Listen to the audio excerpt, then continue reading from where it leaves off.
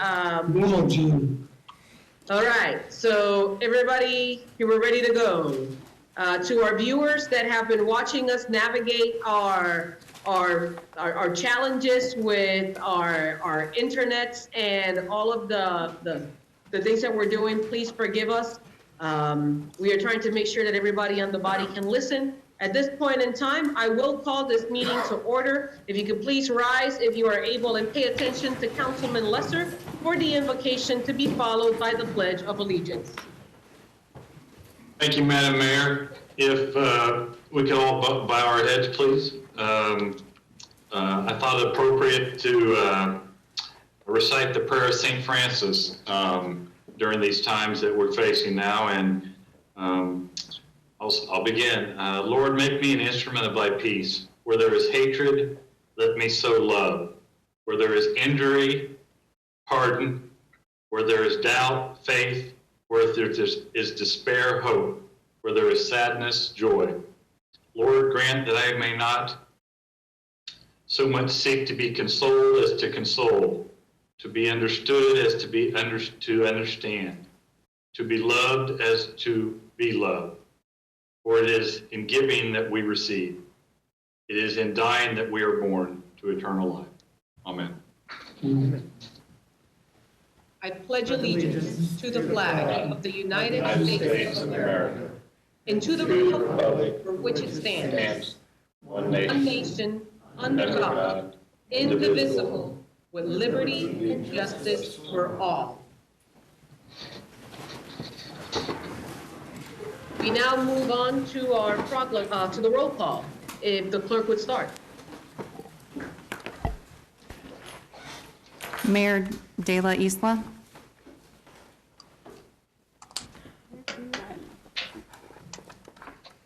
Council members Hiller.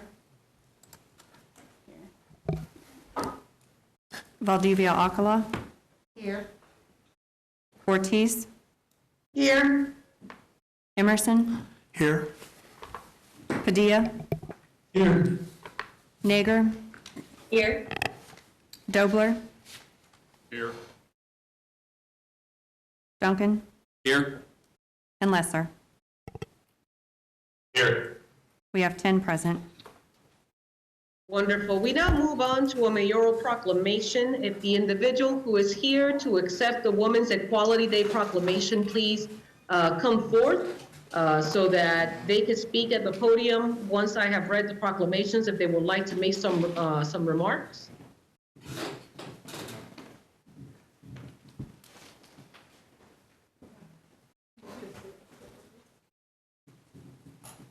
Wonderful.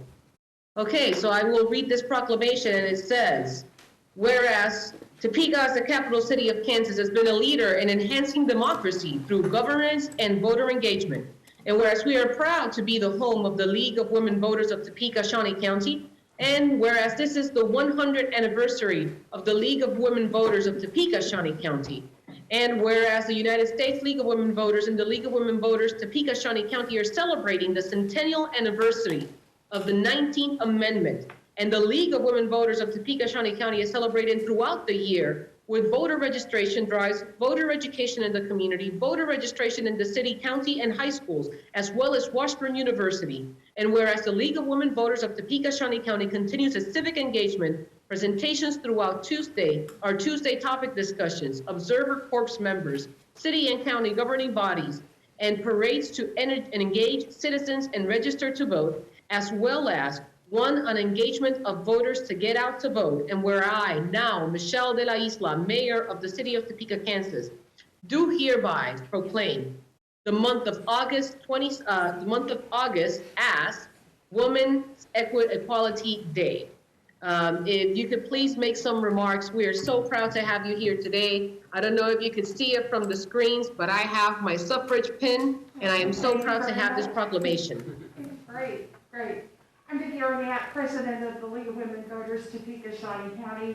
I want to thank you, Madam Mayor, for this proclamation.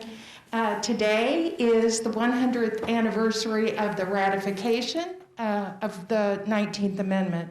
Tennessee passed that amendment by one vote. It passed by a very narrow margin out of Congress, and it passed by 2 votes out of the U.S. Senate. And so every vote matters. Your vote is your voice.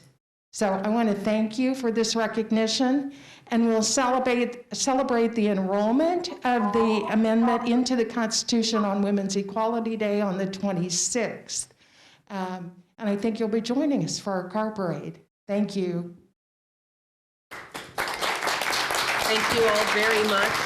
There's clapping happening from the chambers and also clapping happening here. I am extremely proud of the fact that we have this history, and there's so many women on this council to celebrate the fact that this is our 100th celebration of us not only being able to vote, but that we have so many women here on this body and on the bench as well. So thank you very much. We now move on to the appointments. If the clerk would read. 3A is Advisory Council appointment of Anthony Fidel to the City of Topeka Americans with Disabilities Act Advisory Council for a term ending July 31st, 2022. B, Advisory Council appointment of Rhonda Hubbard to the City of Topeka Americans with Disabilities Act Advisory Council for a term ending July 31st, 2022.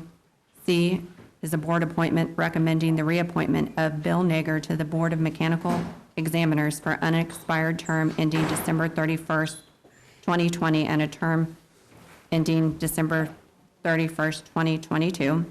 D is a board appointment recommending the reappointment of Michael Wilson to the Downtown Business Improvement District Advisory Board to fill a term ending September 30th, 2020. And E is board appointment recommending the reappointment of Blanche Parks to the Washburn University Board of Regents for a term ending June 30th, 2024. Before we proceed with any motions, we do have a person signed up to speak on this item. If we could please have Ms. Joannis Crawley come and address the body. Just speak. Maybe this mic? Yeah. Okay. Hello? Can you all hear me? Yes, ma'am. Okay. Well, the reason why I'm coming and speaking is because disability is something near and dear to me. I am a disabled person who has not been allotted disability assistance. I have Crohn's disease, ankylosing spondylitis, scoliosis, thyroid issues, including hyperthyroid tension, goiter, low potassium in my blood, and arthritis, along with ADHD, but I have been denied disability by 2 of your judges. And the last judge that denied me disability, he said it was because, one, I was too educated, my age, and the fact that I am obese. Knowing that I am currently and was at the time on prednisone, at that current time when I saw that judge, I was on 90 milligrams of prednisone. I had heart surgery in December the 3rd, and yet I have been fighting for disability, and those with similar cases like my own with physical issues have been fighting for disability. With my ankylosing spondylitis, sometimes my back locks up to the point that I cannot walk. I need assistance from my husband, and the only time that my disease goes into remission is during pregnancy, which the judges then, also knowing that they are mandated reporters, would ask, well, with my diseases, how am I able to tend to my children? Knowing very well that my doctors have put in claims saying that I should be deemed disabled. The people that are on your committee as far as vocational rehabilitation, there have been 2 vocational rehabilitation, 2 separate people who have told both those judges that there is nothing that I could do long-term to sustain me or my family. Yet your judges completely dismissed that and denied me anyways. So my questioning is, with this information and knowing that there are other cases like mine out there, what is the committee or the mayor or anyone going to do about those cases? Because it seems the only people who have been getting approval as of late have been people who will not handle the funds appropriately or live in a cycle of poverty, so they will not get out.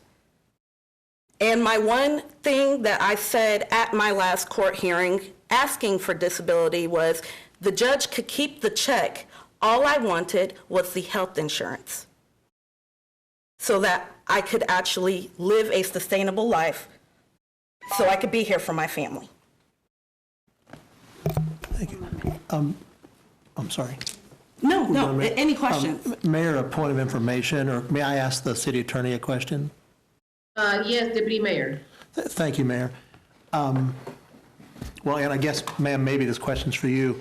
I don't think the board that we're appointing these to have anything to do with this, with the adjudication of this, correct? These are individual, or can you please explain, I guess? Yes, Ms. well, Robinson? I can't explain the disability process, but I don't know which judges you're referring to. Is it a city judge, or are you Yes. talking about a city? Here, sitting judge, still. Both judges No, are still city, sitting. at CITY. Yeah, So you saw Judge Knoll or Judge, yeah. okay, Isn't this board that we're talking about here, not to discount, It's ma'am, your not- experience, but these are people, I believe, that do things to advocate for disabled in the community, like. Oh, yeah, I've gone through the independent living, and they are also baffled as to how I'm continuously being denied.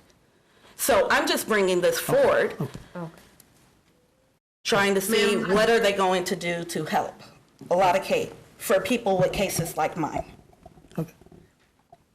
Mayor, if it's okay, would you just allow me to provide my information to her and we That's can what I talk was about it? going to say. If Ms. Robertson would please be so kind to provide some information, so that way we could route her to the proper channels, so that she could have the support that she so desires, so that way Ms. Crowley knows exactly how she could get the help that she needs. Councilwoman Ortiz?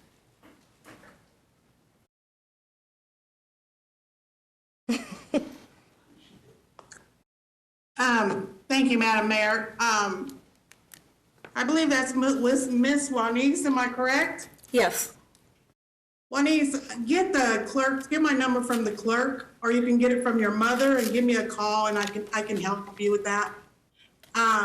Because disability, it is tough, but there's one little niche, and it's just one little niche, and if we can get you through that, then we can get you on the road, okay? And what we can do is we can go to the board appointments and let them know what they would do. It sounds to me like you're asking what they could do to help you or how they can help you. not just me, any other persons that are in Right, this right. situation. Right. And what we could do, because I know Anthony Fidel, and he's on the board, and I'd like to talk to him because I'm sure he's dealt with this before. He's been on the board as long as I've been on the board, so I'm sure we can get you some help, okay? And Thank you. I'd be happy to step in with the city attorney and try to get you some help.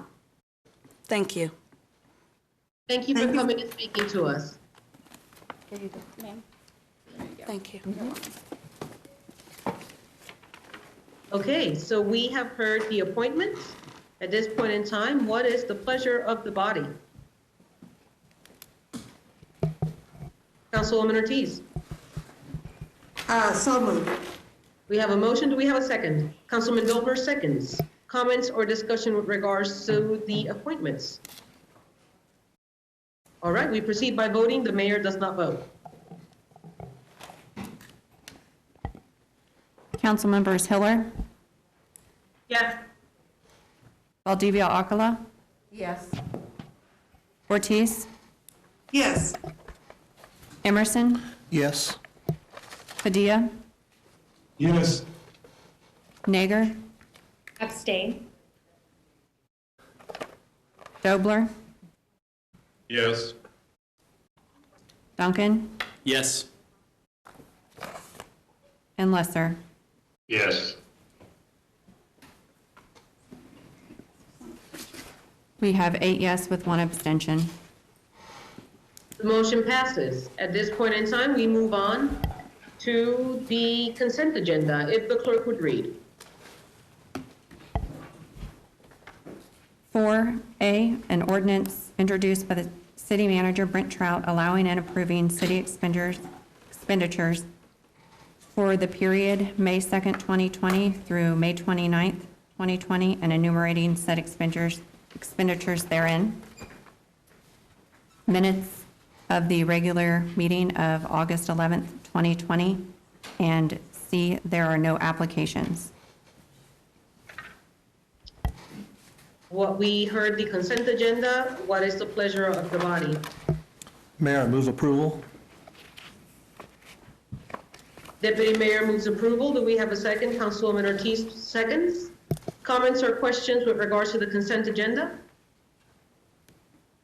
Seeing none, we proceed by voting. Mayor De La Isla, Yes. council members Hiller, Yes. Valdivia Alcala, Yes.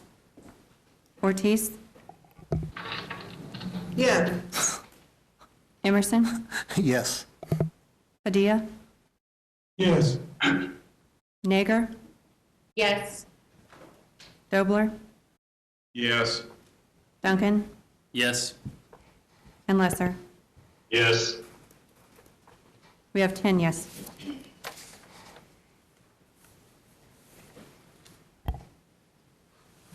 Mayor, I think you're muted. I saw that I'm muted. I did want to take a point of privilege and say thank you to the individuals that have signed up for our boards and commissions.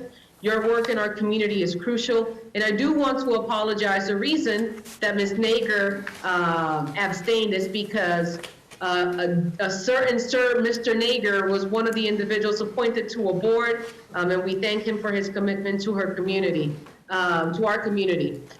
We now move on to the action items. If the clerk could read action item A.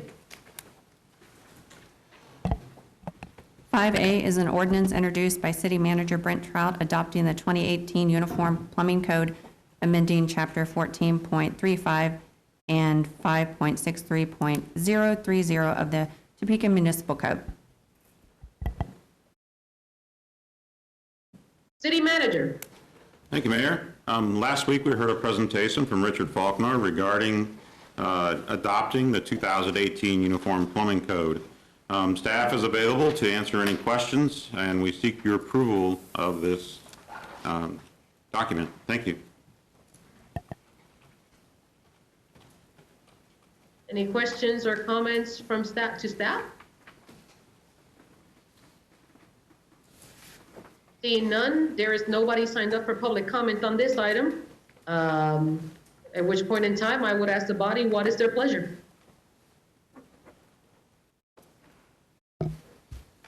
Councilwoman Ortiz makes a motion for approval. Councilman Lesser seconds. Additional comments or questions? Yes, Mayor. Yes, Deputy Mayor. Mayor, I would like to,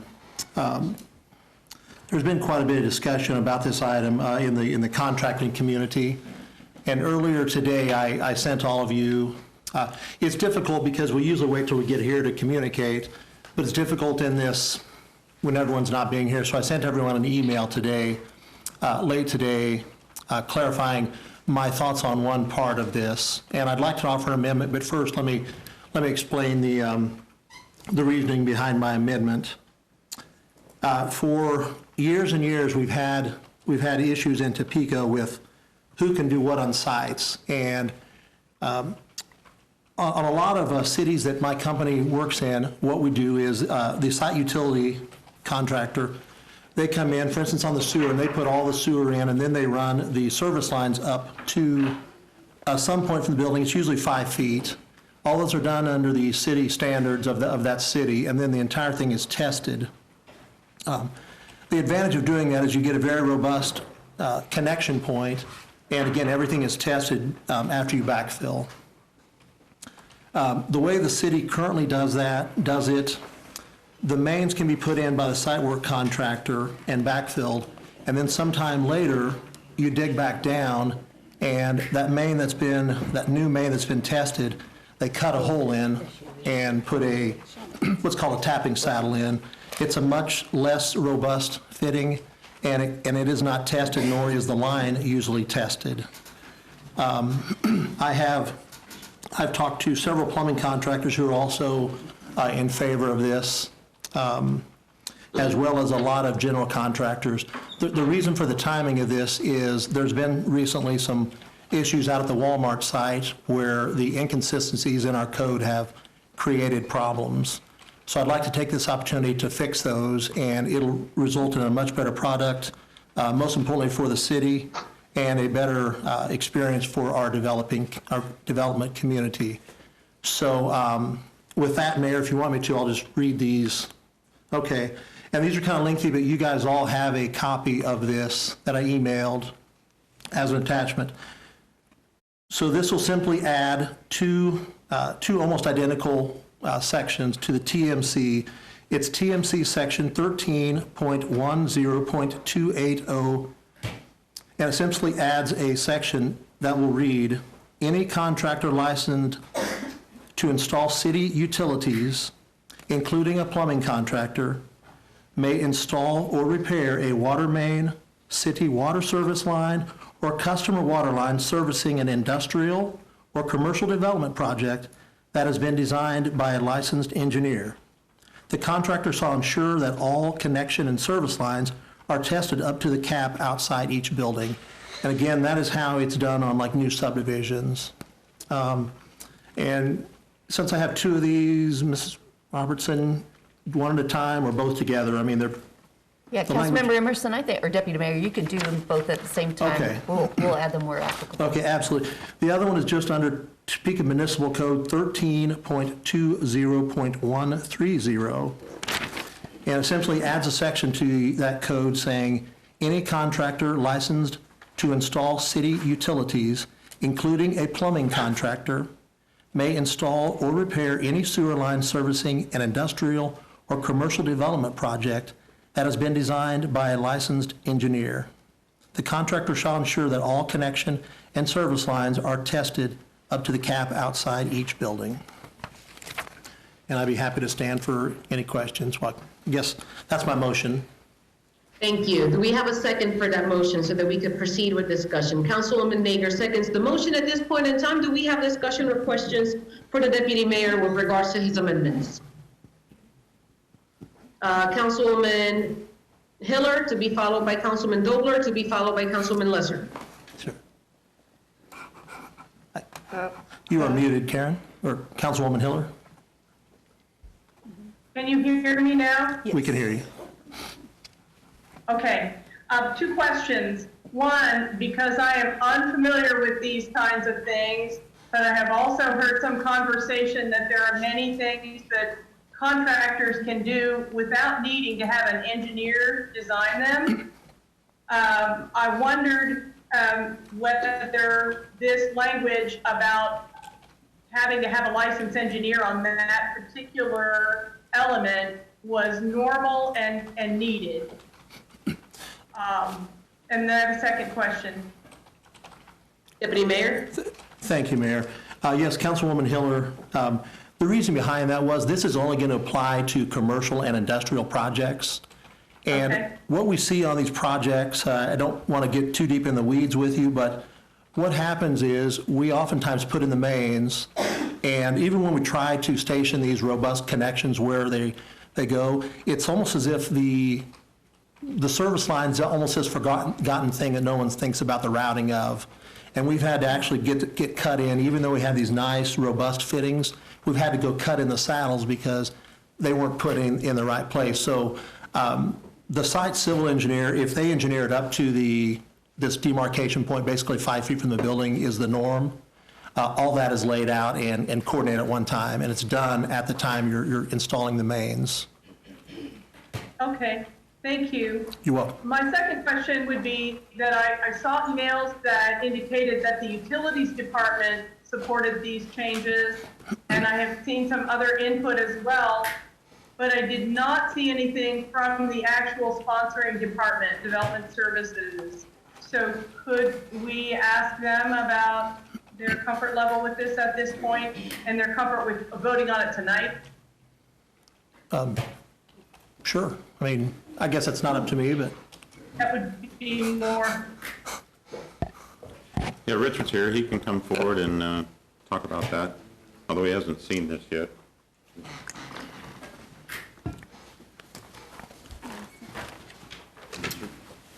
Mayor, City Council, evening.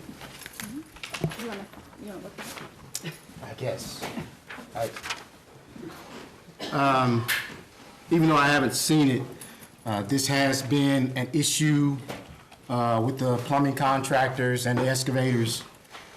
We actually took this issue to the board, to the plumbing board, to discuss trying to address excavators putting in the site utility work, as it's called. The meeting was inconclusive. The plumbers had a point of view about it, and the excavators had a point of view about it. So the board decided not to move forward on it. As far as, I think it's a good idea that you always have the stakeholders involved when making these types of decisions. So that's my point of view. If we're gonna do it, just make sure we got all the stakeholders, the people that are involved, that it's gonna affect, have some input. So that's my point of view. Councilwoman Hillerty, your questions have been answered. I'm sure there'll be more discussion. I'm fine. Thank you. Okay, Councilman Gobler. Yes, I certainly support this amendment.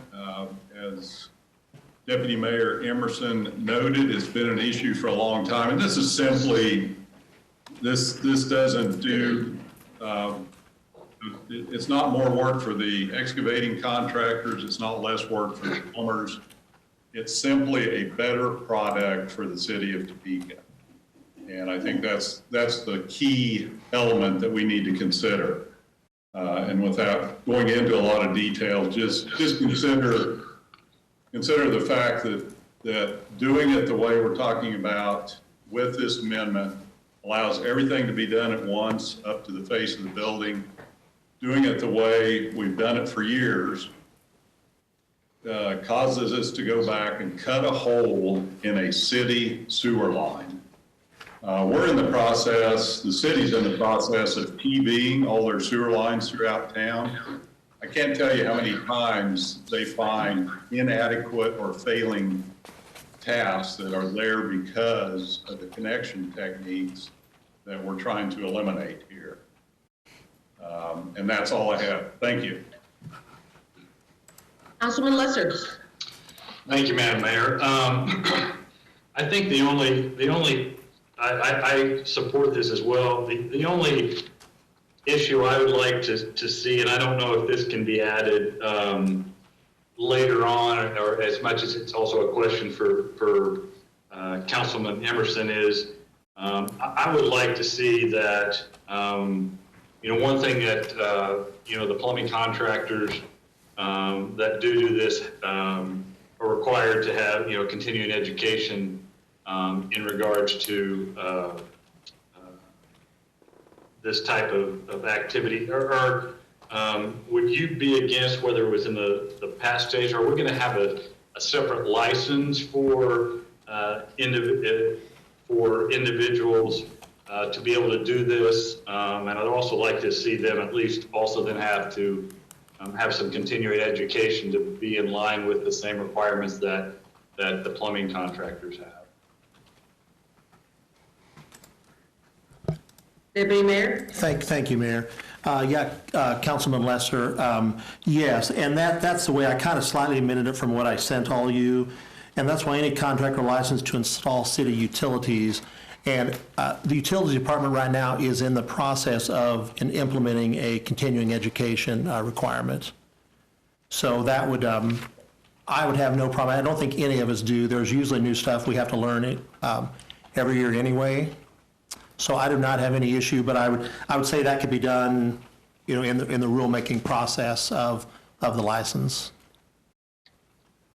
Okay, that satisfies my request then. Thank you. Councilwoman Hiller, do you have anything else? I know you said that you may have other questions. No, I'm fine, thank you. I just wanted clarification on where we were. Anybody in the gallery that has any questions or comments before we?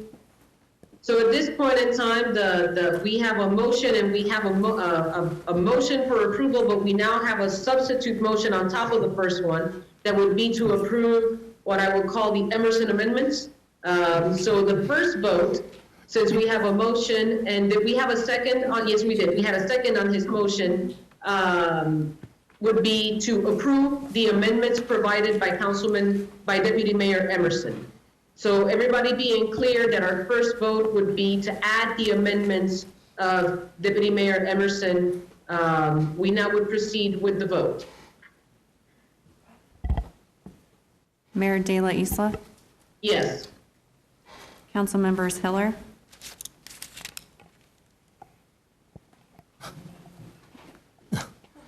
She, yeah, we couldn't hear you, Councilwoman Hiller. Yes? Valdivia Alcala, Yes. Ortiz, Yes. Emerson, Yes. Padilla, Yes. Nager, Yes. Dobler,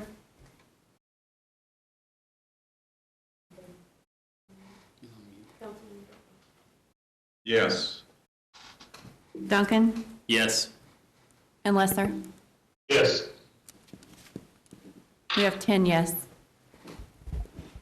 The motion, the friendly amendment passes. At this point in time, we have an amended uniform plumbing code that is up for approval. We have a motion and we have a second. At this point in time, if there's no other comments or questions on this document as amended, we would proceed with the votes if there's no other questions.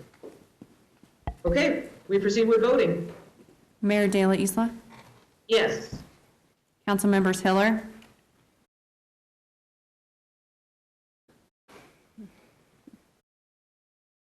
Yes? Valdivia Alcala, Yes. Ortiz, Yes. Emerson, Yes. Padilla, Yes. Nager, Yes. Dobler, Yes. Duncan, Yes. and Lesser. Yes. We have 10 yes.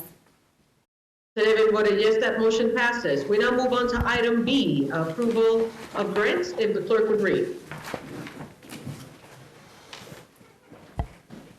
5B is approval of the 2021 Social Services Grant Allocation Recommendations in the amount of $434,904. City manager. Actually, at this point, I would refer it to the chair of the committee for her presentation regarding the proposed allocation and recommendations. Chairwoman, the floor is yours. Thank you. Can you hear me okay? Good. I wanted to give you a brief report since we changed our process this year, just to update everyone. As you know, this was the first year of the approach to funding that was driven by recommendations from last year. The application, the reviews, and scoring processes were outsourced by contract to United Way of Greater Topeka this year. United Way will also be responsible for the grant awarding and the grant management of this year's program.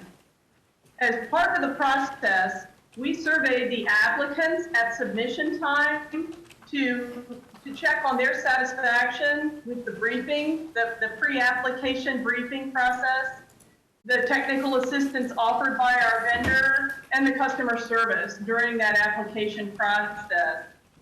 We had a high percentage of returns, and the comments were solidly positive and appreciative of the process. I thought you would want to know that. The committee itself has appreciated United Way's role so far. We also, just so you know it, did arrange for Zoom and did invite the agencies to participate in our committee meetings to observe and or participate, and they were well attended. In your packet, you should have received a chart detailing the applications and the recommended allocations. Those allocations are as they came forth to us from the vendor, United Way. Just to clarify a little more, we did, as you know, and with council approval, include an appeals process this year, both as a way to check the process as well as to resolve any issues at the committee level so that they did not have to come to the council as per the intent of the body. We did have 6 appeals, each fairly different, which we vetted fully at the committee level, ultimately sustaining our vendor's recommendation on each one. We are aware that you nonetheless got a letter from one of the appellants. I just wanted to make sure on behalf of the committee that you were assured that this was fully vetted at the committee level. As per the agreed committee process, the SSG committee will be meeting in October and November this year to review the process and the vendor arrangement in order to arrive at a recommendation for you for the following year. We would welcome comments from you at any time during that process in terms of feedback on this year. With that report, I'm happy to answer any questions, but with that and a great deal of pride in the social services that we have and the committee, which also included Councilman Padilla and Councilwoman Valdivia Alcala, on our behalf, I'm happy to present to you the results of that process and for the 2021 allocations and move for approval. Thank you, Councilwoman. Councilwoman Valdivia Alcala, to be followed by Councilman Padilla. Thank you, Mayor. Okay. I just wanted to say that I was like the only one, I think, that didn't want this outsourced. And while I still have financial concerns about it, I do believe that the United Way did a wonderful job. Their sense of customer service and professionalism was spot on. I also believe that our appeal process that we went through was thoughtful in its approach. I think was thorough, listened, looked at the applications, and I really feel strongly that there was an entirely different vibe this year by the organizations, and interacting with them was a really good experience. So I think obviously Karen as chair was, a good choice. I feel I learned a lot, and I just want to say everyone with the United Way did a wonderful job, and just gratitude for all of the organizations that participated, even those that were denied. I mean, there was good dialogue that went on. Thank you. Councilman Padilla. Thank you, Mayor. I just want to echo those comments because I do feel that having served last year and then this year, that it was a different process. It was one that I felt worked, in my estimation, maybe a little bit better even than I thought it might.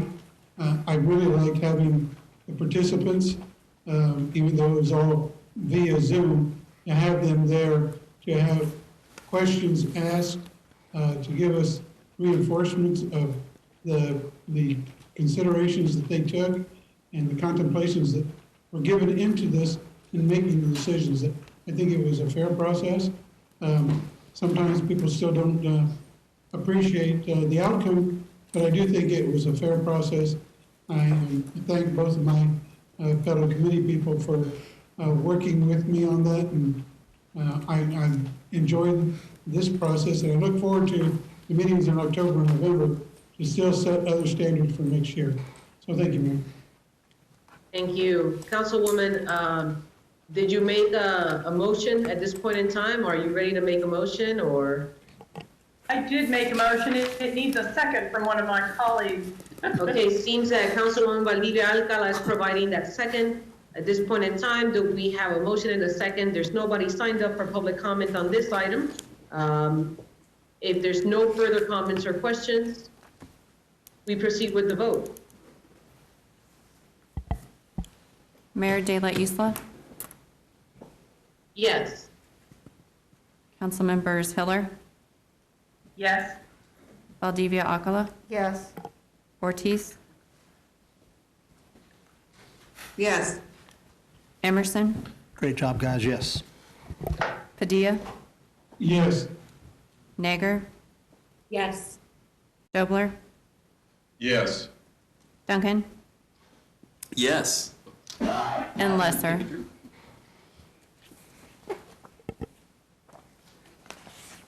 Did you say? Lesser. Yes, did you say my name? I Yes, couldn't sir. hear, sorry. We have 10 yes. 10 having voted yes, the motion passes. We now move on to item C, if the clerk would read.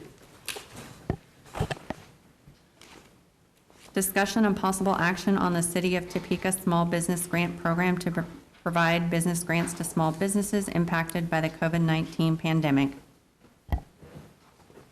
City Manager. Thank you, Mayor.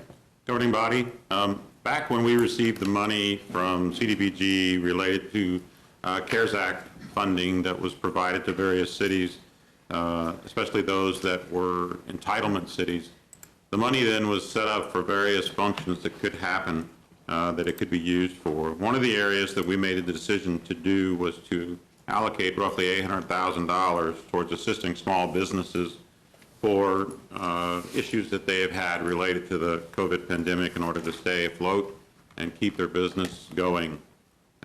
So tonight, well, when that was approved, there was a request that the item related to the small business program be brought before the governing body again to explain what the program would look like and gain their approval.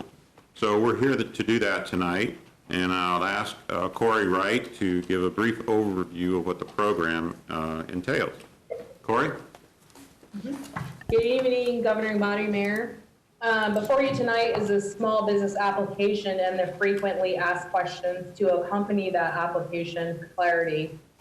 Staff consulted with HUD, many other cities in the region, and Greater Topeka Partnership in creating these documents. A few highlights of eligible applicants. As it stands, the program will assist 2 to 25 FTEs whom are small businesses. The $20,000 is the maximum ask, and all activities have to be related to COVID activities and must be documented. 51% of the employees must make below $43,550 to be considered LMI. This was a waiver that was issued late last week, which you saw in your changes this morning, and they're using the Section 8 criteria as the guideline for those employees to meet that LMI criteria. 25% of the funds will be used for women and minority business owners. The department plans to advertise in the following places: Greater Topeka Partnership, website and newsletter, Capital Journal, TK Magazine Online, Facebook, Small Business Development Center newsletter, radio, direct email through listservs, media, and email blasts to credit unions with the current information. And at this time, I'll stand for any questions you might have. Before we proceed with discussion from the body, we do have a person signed up for public comment. So prior to our discussion, I would like to invite Ms. Nicole First to come and speak to us this evening.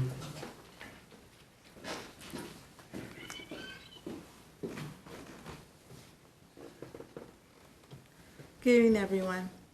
So I wanted to address about the small business. I am a small business. My daughter is starting up. I'm already existing. And she graduated in her trade in January, and she stepped out and been able to grow her business. But when COVID hit, her catering assignments all had to stop. So for her to make the money needed to get her licensing and everything required to move on has been a problem for her. And when she applies for the small business loans and she meets within the time frames, because she's still in that starting growing phase, hasn't had an opportunity to file for taxes and so forth, she's being denied. And it's putting a hindrance on her growth and continuing her progress moving forward, which this is a problem because it's like, it's discouraging to her as a small business owner, seeing that right now because of COVID, I've got to find something else to do to make a way. And as her mom, I'm carrying her, but at the same time, as her mom, I would like to see her flourish. And so when I see that you all are meeting this evening and you're talking about how you'll be distributing the funds and everything, the way the application has it, she falls under the woman and minority category.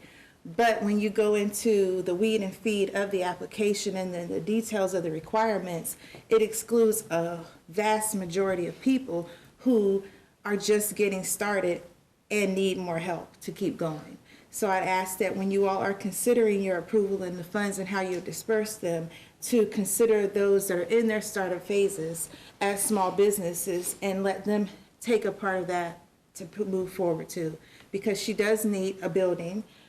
She has her like stove, she's paying for space to harvest, like for storage of a 3-compartment sink. She was building out a kitchen, but she can't do it because COVID stepped in.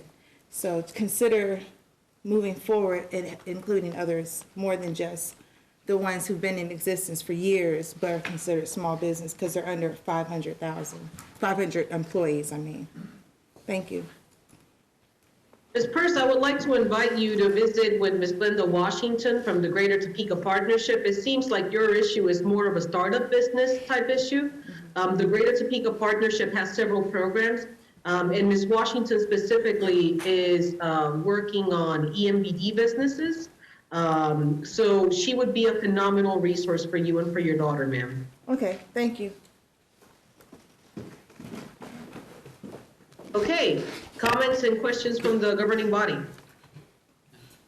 Councilwoman Hiller to be followed by Councilman Duncan. Thank you, Mayor. I have had some back and forth conversation with Corey all along and some as recently as today. First, I really appreciate all the work that the staff has put into developing this, as well as the fact that they reached out to partners in the community. I think that's really great.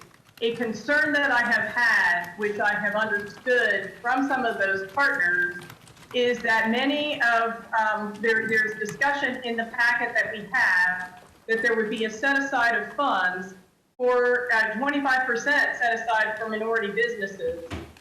However, many, if not most of our minority businesses are sole proprietors, and the language in here would indicate that says that a sole proprietor would not be eligible.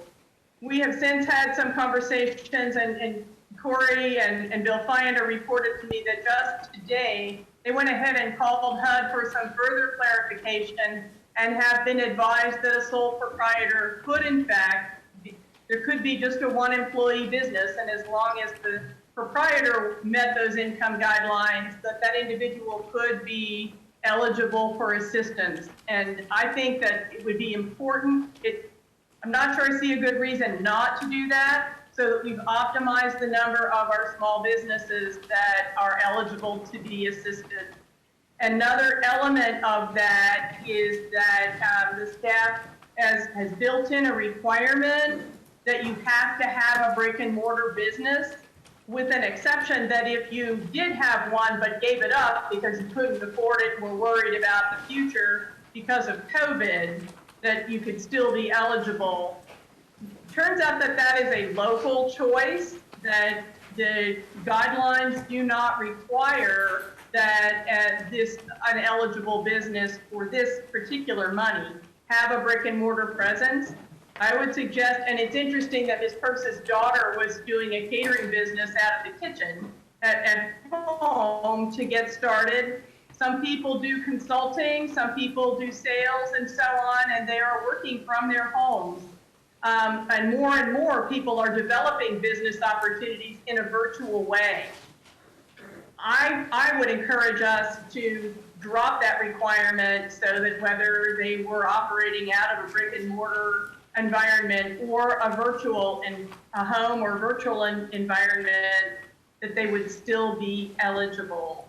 And we can check with Corey again, but it's my understanding that we could do that. That would mean that in the language here, it would say 1 to 25 employees instead of 2 to 25, to just allow for the fact that HUD does consider the sole proprietor and employee of their own business, if I read what Corey provided correctly. Those are the two things that otherwise I think it's really well structured. I've done a lot of checking because I was worried about whether those businesses would be cut out. Apparently any business that got the PPE would not be eligible, but the businesses that got our local support from the host program on the private side or the public side would still be eligible, and I'm relieved about that. I'm excited and relieved that apparently the plan is to market jointly all of this and really lean on the Go Topeka folks to process these. The staff is wanting to process them only because they think it'll be more fast-paced since they're familiar with HUD and the way HUD likes to see their paperwork. So again, I appreciate it, especially for our minority businesses and our very small businesses.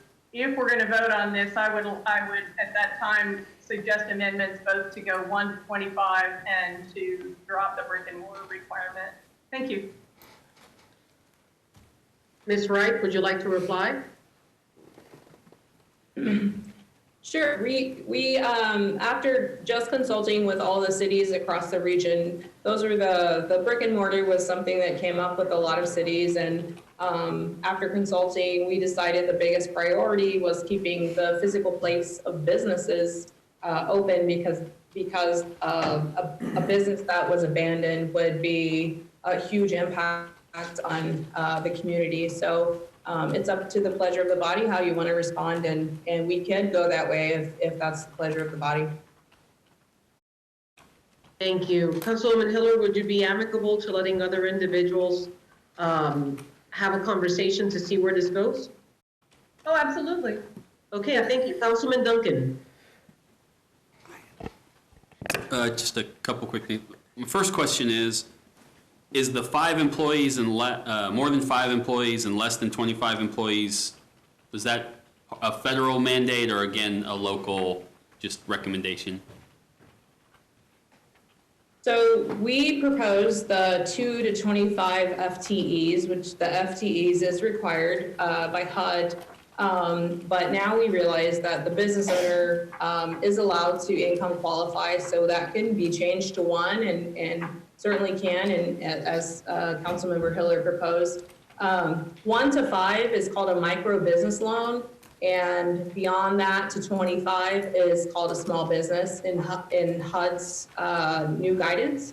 So as that guidance comes out, we will learn more about the documentation requirements, because that's really what this all lays out. So we have sole proprietorship. That's a little harder to document than other things, and so we just need to make sure that we're following all the regulations, and I will ensure that we have that correct.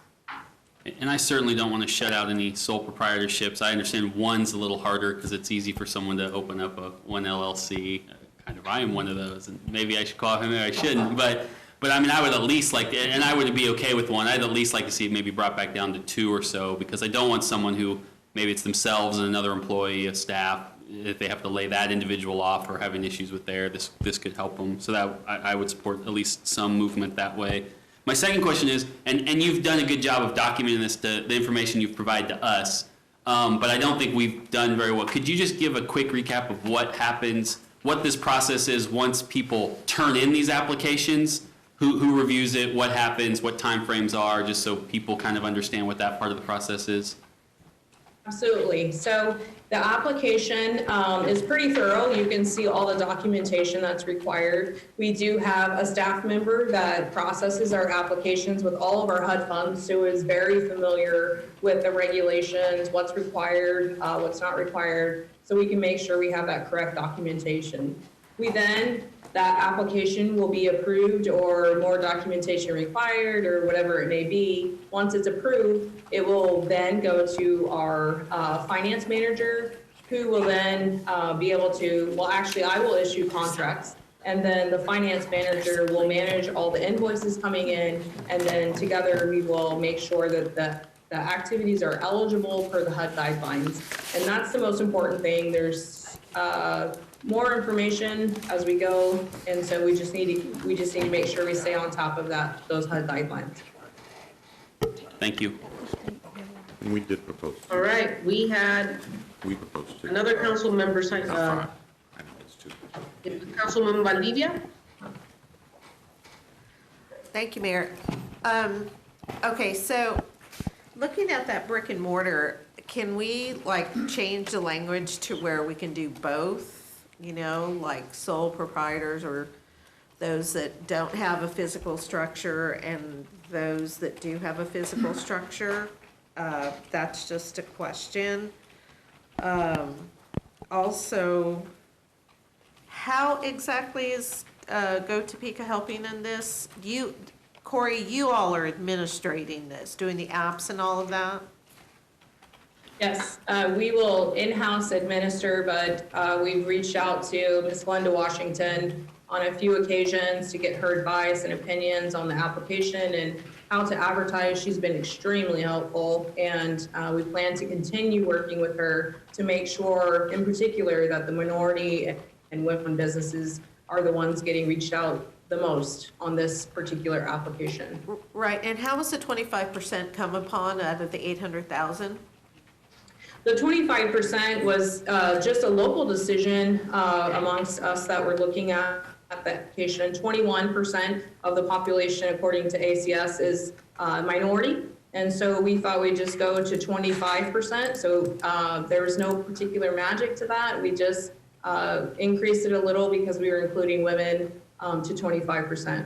Okay, and also I would encourage you to, I don't know if you're going to be as specific when you send out the notice, because, I mean, who all may qualify is, I'm surprised how many entities might qualify for this, and I just hope that it's spelled out that succinctly when y'all actually start doing it.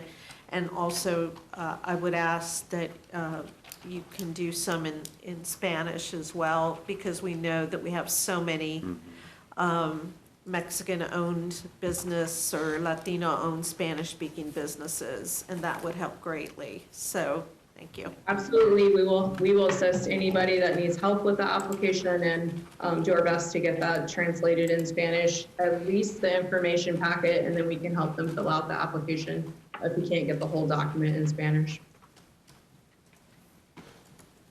Additional questions? Councilwoman Hiller? Thank you, Mayor. Councilman Duncan's question prompted another for me.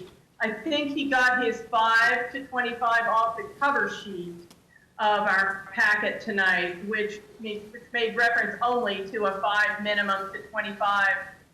If we're talking about 1 to 25, is there a difference in how, I didn't see anything in the application about there being a difference between how much a very small business, like between 1 and 5 employees, could get versus one that has more than 5? If I could ask whether there is a difference. There is no, right. Sure. There is no difference between 1 and 25. It's really based on need. We wanted to leave it up to the business to see what kind of an impact they had from COVID. And so as long as they can prove and document their expenses, we felt like we would leave that open to up to a maximum of $20,000.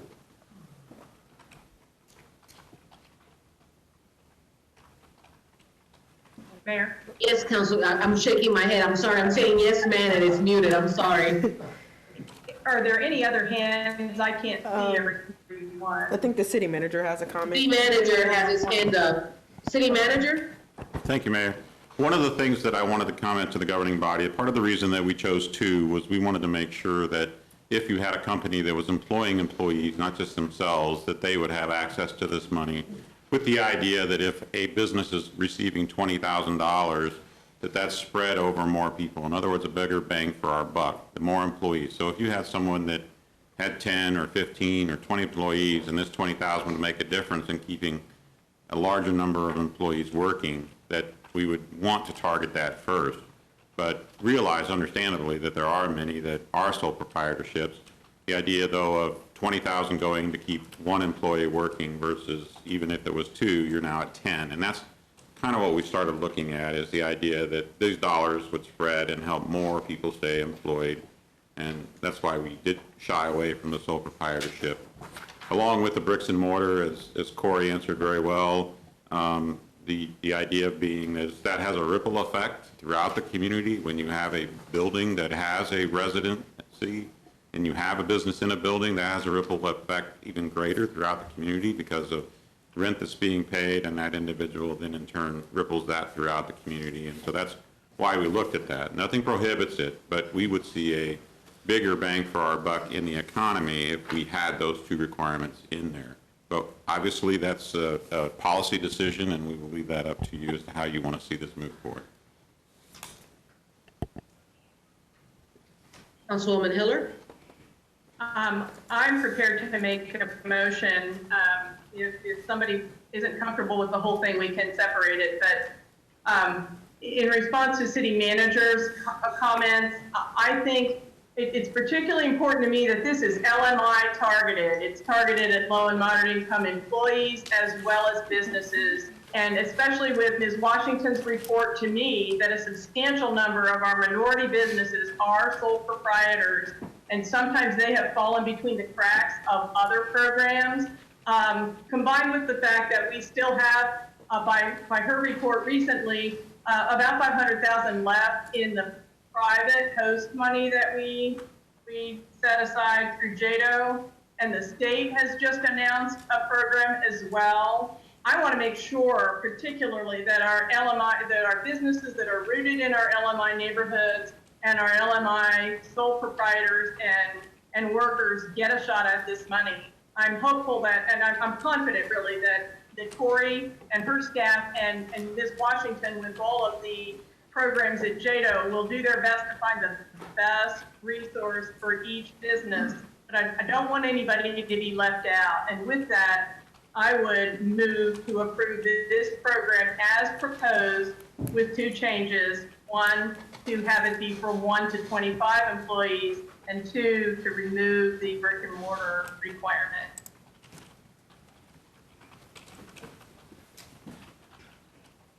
Do we have a second for this? Second. Councilwoman Valdivia seconds. Yes. Comments or questions with regards to this motion with the amendments? Understand that the motion that has been made includes 2 amendments to it and the approval of the whole document. And if approved, it will approve not only the document that has been presented to us, but eliminating brick and mortar and also adding the sole proprietors to the mix.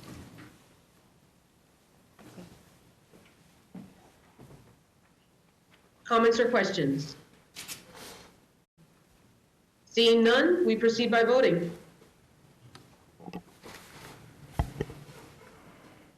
Mayor De La Isla? Yes. Councilmembers Hiller? Yes? Valdivia Alcala? Yes. Ortiz? Yes. Emerson? Yes. Padilla? Yes. Nager? Yes. Dobler? Yes. Duncan? Yes. And Lesser? Yes. We have 10 yeses. 10 having voted yes, the motion passes. At this point in time, we have taken care of the business of the body, and we do move on to the public comment section. I am looking for my list. The first person to speak in the public comment section is Alan Gilmore. Thank you very much. I'm going to get slightly organized here, but I just recently got started listening to the August 12th meeting and the August 13th meeting that you guys had here. I think I can pull this off, can I? Can you hear me? Mr. Gilmore, can you please speak to the microphone so that we can hear you? Thank you. Thank you so much. Some friends of mine are kind of made me aware of some things going on, and I listened to the August 12th and August 13th meeting, and I know nationally and globally there's these ideas about how to fix some of the problems society has and things like that. And I wanted to share some links. There's lots of people of all different backgrounds who have opinions that are not necessarily in the mainstream media, so to speak, but I think that they're pertinent. And so I've sent some things to you guys and the mayor along those lines, and I've put some other things together. I've selected them to be primarily from persons of color, so though I don't think I should have to do that, but I thought that it might be helpful, and there's plenty to choose from. I don't know if any of you have heard of the intellectual dark web, you know, and that's okay. It was a phrase coined to apply to some people who are with podcasts and things like that and coming out are talking about issues that we are struggling with, but they're learned people and psychiatrists and psychologists and things like that. So I think that their background has some validity. And so other than moderating, the only white guy is Jordan Peterson, who has got a little spiel that I've sent you guys, and I'll send you this thing with a little more organized, and you can look at it at your will. But if I'm kind of here related to the defund the police movement and things like that, and even today there were some BLM and some Antifa activists beating somebody up in Portland and going into a, you know, and we don't want that here.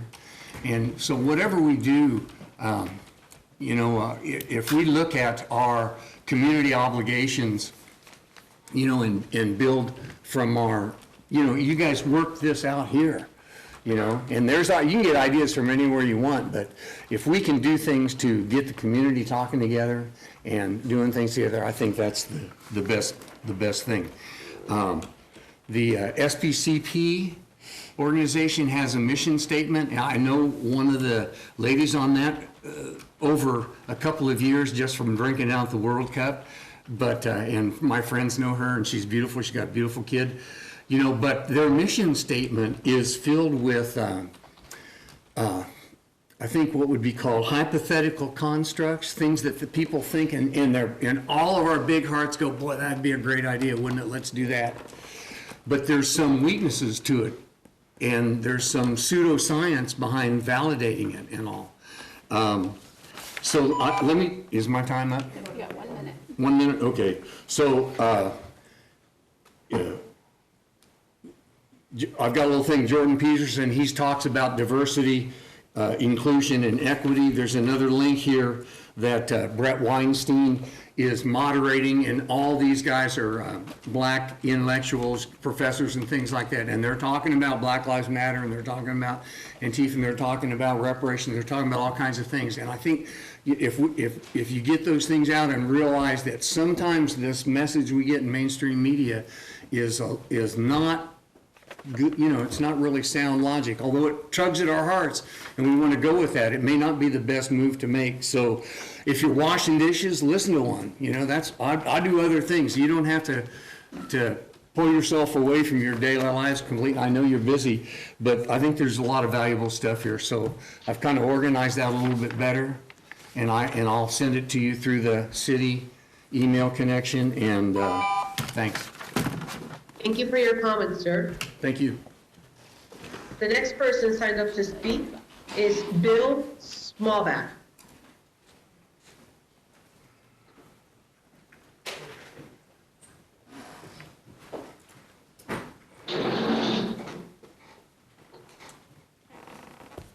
Good evening.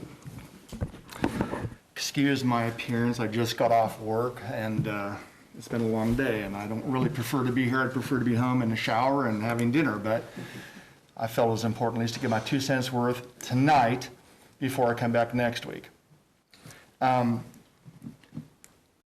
have had a difficulty with the whole thought of reallocation of resources for the police department. Is that the term that we're using tonight?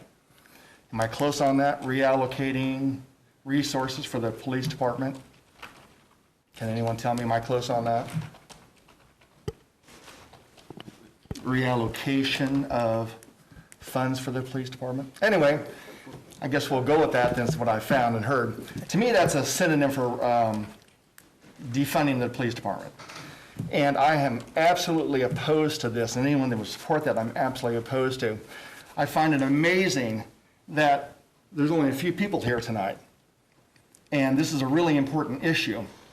And I'm going to make sure that the mayor and the 4 people and the one that is on the fence that are supporting this issue, I'm going to make sure personally that thousands of people are going to see their name on the street corners. And there's going to be hopefully hundreds of people here next week to see this. Now, admittedly, I'm behind the 8 ball on this because I haven't had the time to actually research exactly what reallocating the resources for the police department mean. And if the police chief is even involved in this, I do not know. But I will find out. And I am able to critically think this through without help, and so I'm going to do that this week. And I'm not saying this is going to be a horribly bad thing, but I think it has the propensity to be a bad thing. And I'm completely against it. I believe honestly that the vast majority of our policemen are really good people that really try to do the right thing. And there are always, in any organization, 1 or 2 people that have a job and they hate their job and they don't do it well, and they're unprofessional and they don't follow the rules, and bad things happen. And that is a tragedy, and we all agree with this. But I think by and large, the vast majority of our police officers are good, hardworking, honest people that are trying to do a good job. And anything that takes money away from them or reduces them is wrong to me. I love Topeka, and I've loved living in this city. And I just want to make sure that you understand that I'm going to be on this. And this isn't going to go below the radar. And I just learned about this 3 days ago. I don't think anyone in Topeka really knows about this issue, and they should. They should be able to weigh in on this, and maybe they can. Maybe this is on the schedule of some kind. I'm not really that involved, but I'm going to be more often, I guess, is my point to you all. And so we'll see where this lands. Thank you for your time. Have a good night. Thank you, sir. If I could make some clarifications, please don't leave, Mr. Smallback. It's okay. First of all, I want to thank you greatly for coming over here and speaking with us tonight. We've often said in this body that the term defunding the police is like the worst marketing term, and that in the city of Topeka, we're very happy that Chief Cochran has been instrumental in ensuring that our police department has practices that make sure that they unite our community by having community policing. There is nothing that is removing funding for the police department. We added an additional $20,000 to the police budget just this last week when we passed the budget. And furthermore, today, the city manager in our press conference made sure that we mentioned that we are in the next year and a half going to make sure that we ramp up the number of police officers that we need in order for us to be at full staff. Okay. However, what you have been hearing, sir, are communications with regards to how we're going to have better relationships with all of our community, because there is a sector of our community that feels unsafe around our police department. And what we're trying to do is make sure that we have conversations. And I so appreciate the fact that you made it tonight so that you can express your point of view and your experiences, because it helps us have a completely rounded conversation with regards to this issue. Thank you so much for being here this evening. One rebuttal then. One last thing. Anytime a policeman is in danger of not coming home to his wife or family, he can do what he needs to get there. Period. If someone's going to disrespect the police and attack them and throw things at them, they have my full authority and permission to get home safely. Anyone that disrespects the police. Period. And so if a policeman is being killed and the only thing he can do is a chokehold, then damn well he can do it, because he deserves to go home. And I know that's going to be a problem for people on this board. I get that. I don't like chokeholds myself, but if the policeman is in danger, he deserves to go home. That is what I'm saying to you all. Thank you. Councilwoman Nager, you had some comments? Yeah, I just wanted to address the fact that he did bring up that there were 3 council members who were supporting different measures to go ahead and put restrictions on the police. As the person who went ahead and put forward this, Mr. Swanback, we have been working very closely with Chief Cochran because we want to make sure that we are protecting our police officers as well as our community. And the only way that we are going to get that good policing connection between the officers and the people they serve is to make sure that we have these conversations and to make sure that we are doing everything we can to enable safe practices for all. So if you are interested in finding out more, I know that we will be putting up, there is currently the agenda, and we are working on updating the language within the proposals being put forward to make sure that we are protecting people across the board. Thank you again for your comments. Thank you, Madam Mayor. Pardon me, I said thank you and I was muted. The next person to speak is Ms. Janlyn Nesbitt Tucker.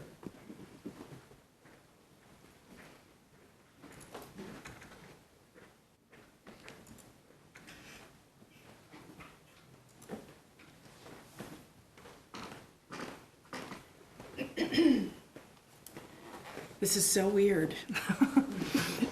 So good evening, everyone. Thank you so much for the opportunity to come and visit with you guys. I am running for state representative, and I have been outdoor billing like crazy. And I have heard over and over and over concerns. And that's why I'm here tonight, because no one seems to know about some of the different things that y'all are doing, and I think it's going very fast.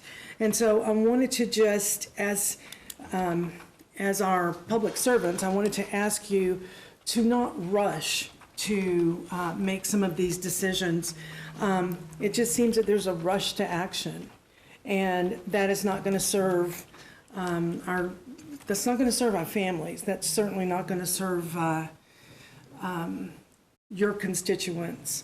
I wanted to also ask you about the venue that you are holding this thing at. I know that there have been lots of folks who have expressed an interest in coming, yet there is a limit as far as seating goes. And there's the public comment has already been cut. So is it possible to reconsider and have it at the auditorium next door? It's just right next door and it's a city property. Can we do that? Okay, next thing is, the chokehold that we have heard about, that Mr. Duncan, you introduced, it's already a policy with the police department. Why do we need to make it an ordinance? Is it so that we can criminalize actions of the police if something happens? So, that's something that really is concerning. That's something that I've heard over and over. And, I think that it is really important, the no-knock ordinance that we have. Mayor Michelle, if your daughter had been abducted, you bet that you would want the police to not go, anybody home? I'm coming in to get you, or whatever the knock thing is. If I had a predator that had my daughter, I would want full support of the police. So, when you consider school shootings, you can't be too careful. You can't limit the power of the police. When you consider the crack houses that are located around some of our schools, I think that some of the limiting that we're doing with this 8 can't wait is just going to be detrimental. I have received all sorts of letters from people who have heard from Council Member Padilla, who have said, well, we're not doing the 8 can't wait, yet the councilman's name is on the introducing item. And the list goes on. To just kind of wrap this up and maybe get some questions answered, I firmly believe that if we deny or even limit these freedoms that our police officers have to protect us, then we are no better than the extremists or the riot.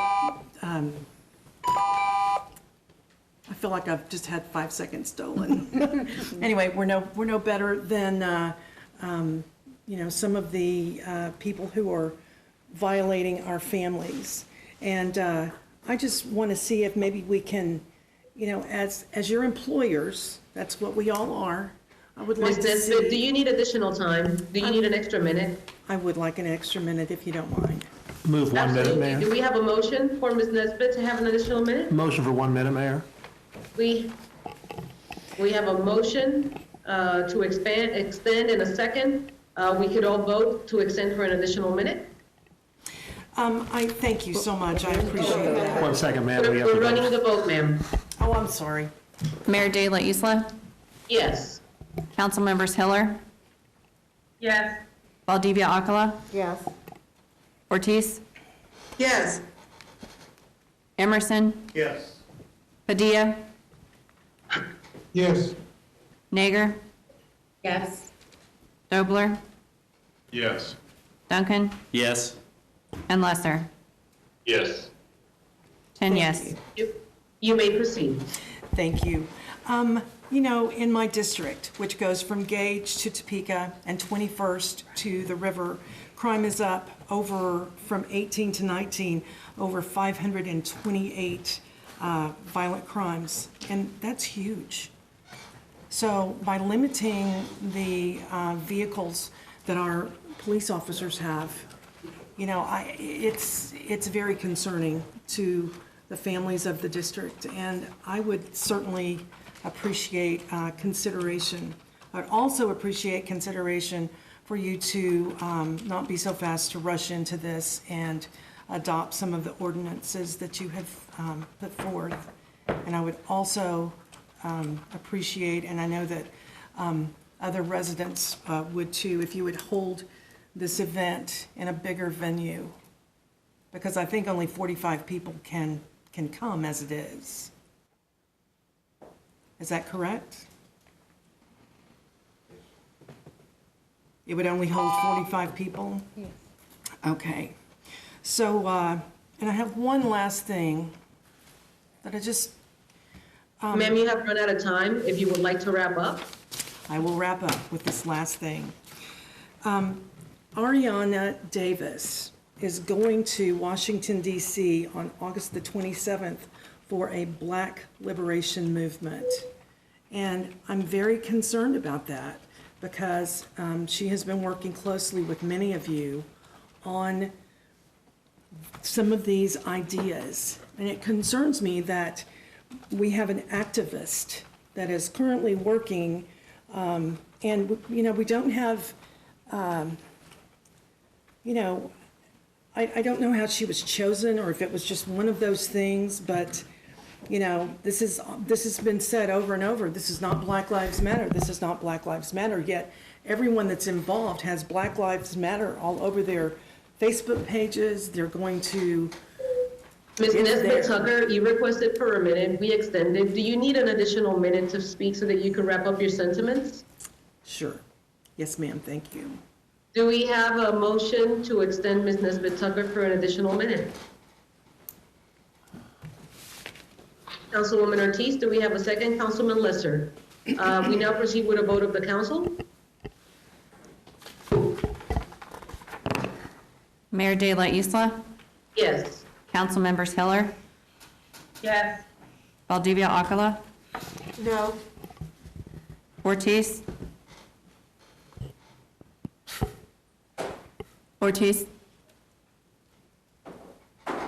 Yes. Emerson, Yes. Padilla, No. Nager, Yes. Dobler, Yes. Duncan, Yes. and Lesser. Yes. We have 8 yes.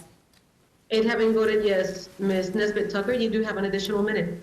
Thank you very much. I appreciate it. In wrapping up and bringing some of these issues to your attention, I would just like to close with this. You know, when someone says, Black Lives Matter, and then someone retorts, all lives matter, that's like saying, my grandmother has died, and someone saying, well, all grandmothers die. And, you know, that is not empathetic, and that is not, you know, that's not someone who cares about what the true issues are that some of our Black brothers and sisters are going through. And I am all about, you know, taking care of what the issues are with our race relations. But I don't believe that the things that you're doing and the directions that are headed will take care of that. I appreciate your time. Thank you so much. And look forward to some answers on some of the questions about venues. Thank you. Thank you so much, Ms. Nesbit Tucker. I will remark on one thing. You did mention my daughters, and to me, my daughters are sacred. So I will say this. I absolutely believe that, like very much like Mr. Smallback said, many of our police officers are amazing heroes. However, there have been cases in which lives have been lost. And conversations in order for us to improve our policies and become a better community-serving police department are always crucial.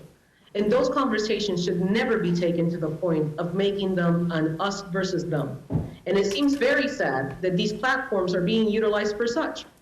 What I will say is this, to your question with regards to my daughters, who are my life, as well as my son, if they are in a situation in which there is a no-knock warrant, I would hope and pray to my Lord Jesus Christ that my daughters at least have notice so that they don't perish like Breonna Taylor did, when there was no advice that there was somebody coming in, and all of a sudden immediately shots were fired and her life was lost.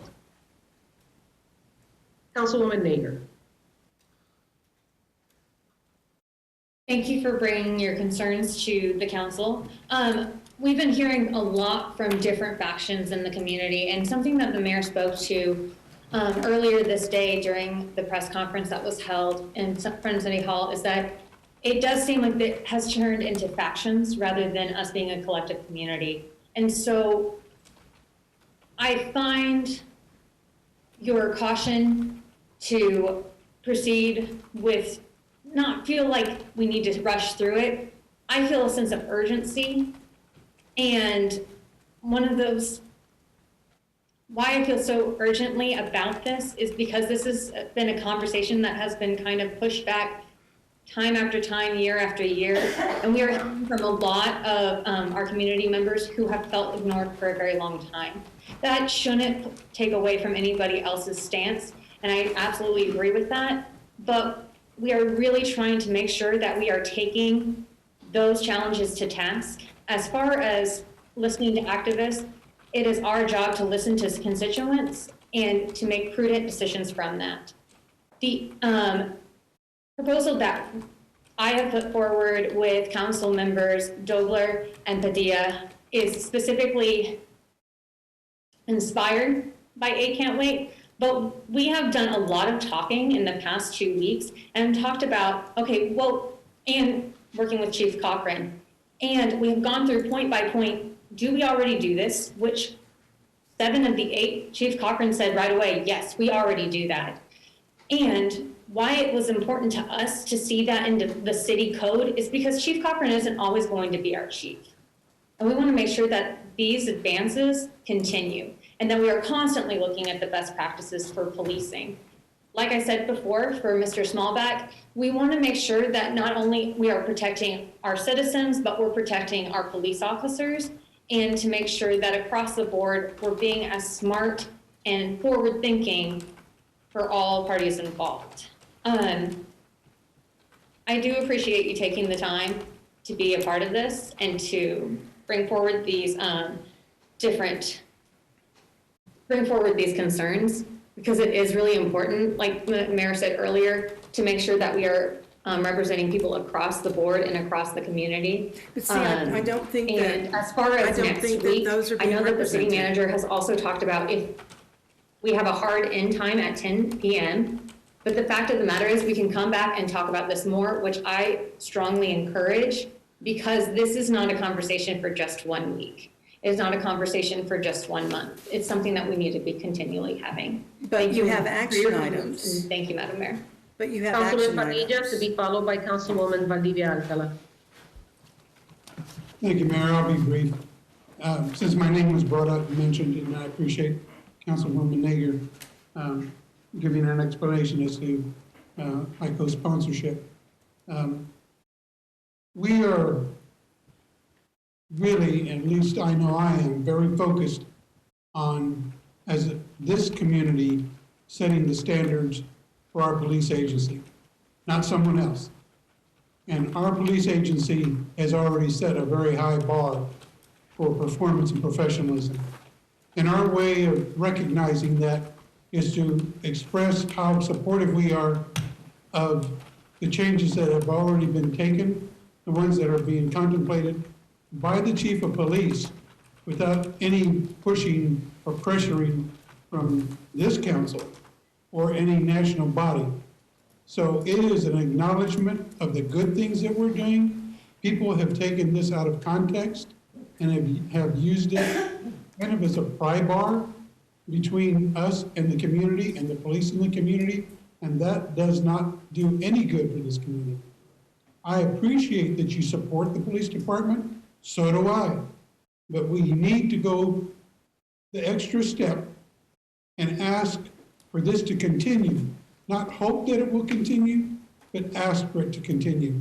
And I think that's what we hope to accomplish in this resolution, that as we move forward and as policing adapts to the needs of the community, that best practices will always be our focus. So again, thank you for coming and expressing your support of the police department. Thank you, Mayor. Councilwoman Valdivia Alcala. Thank you, Mayor. Ma'am, I think you have a good idea with making sure that it does not go just one meeting. Obviously, we already have a lot of support on council to go and extend the dialogue. So, and absolutely with your support of Topeka Police Department, that is right on, because we do know that there are some good police officers that work for the force. I think, to me, the passive-aggressive nature that you used by going after a family member of the mayor, I'm speaking, ma'am. I didn't go after a family member. I'm speaking in the way that was just off point. It's also off point since I also work with Ariane Davis and consider her a wonderful family, community-driven person, to try to besmirch her character without her being here to defend herself. So, and I'm going to check to see if that's even allowable for these type of presentations. It was uncalled for. Thank you, Mayor. Thank you. The next person signed up for public comment is, I'm sorry, I'm looking through the list, Nicole Purse.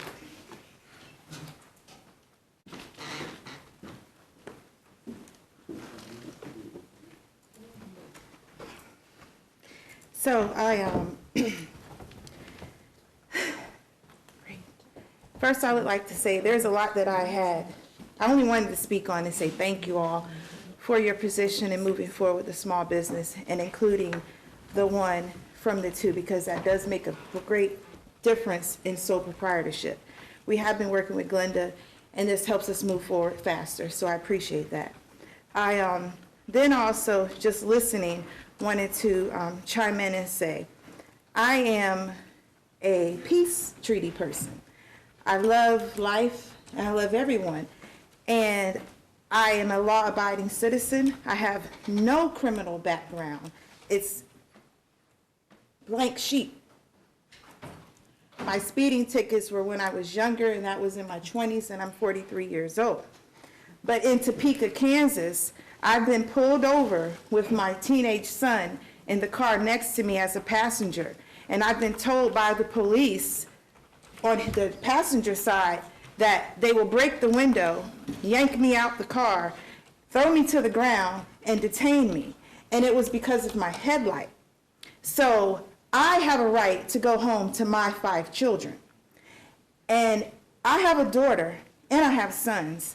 And if they have ever been abducted, which I've experienced that as well, no, I would not want you to kick in the door and put my child in a greater harm, because anything can happen when people are caught off guard.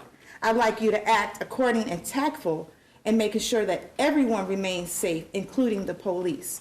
Defunding the police is perception is everything. Words are meanings, symbols used to bridge the gap of communication so that we can understand each other. And what I've been seeing is misunderstanding. So what I came here today was to read something that I thought would bring a greater light to the situation, to help people understand that in all professions, we first are people. And then we take an oath and a code of ethics. And in my position as an educator, as a nutritionist, as a psychologist, I have taken a code of ethics and a place to stand that of integrity.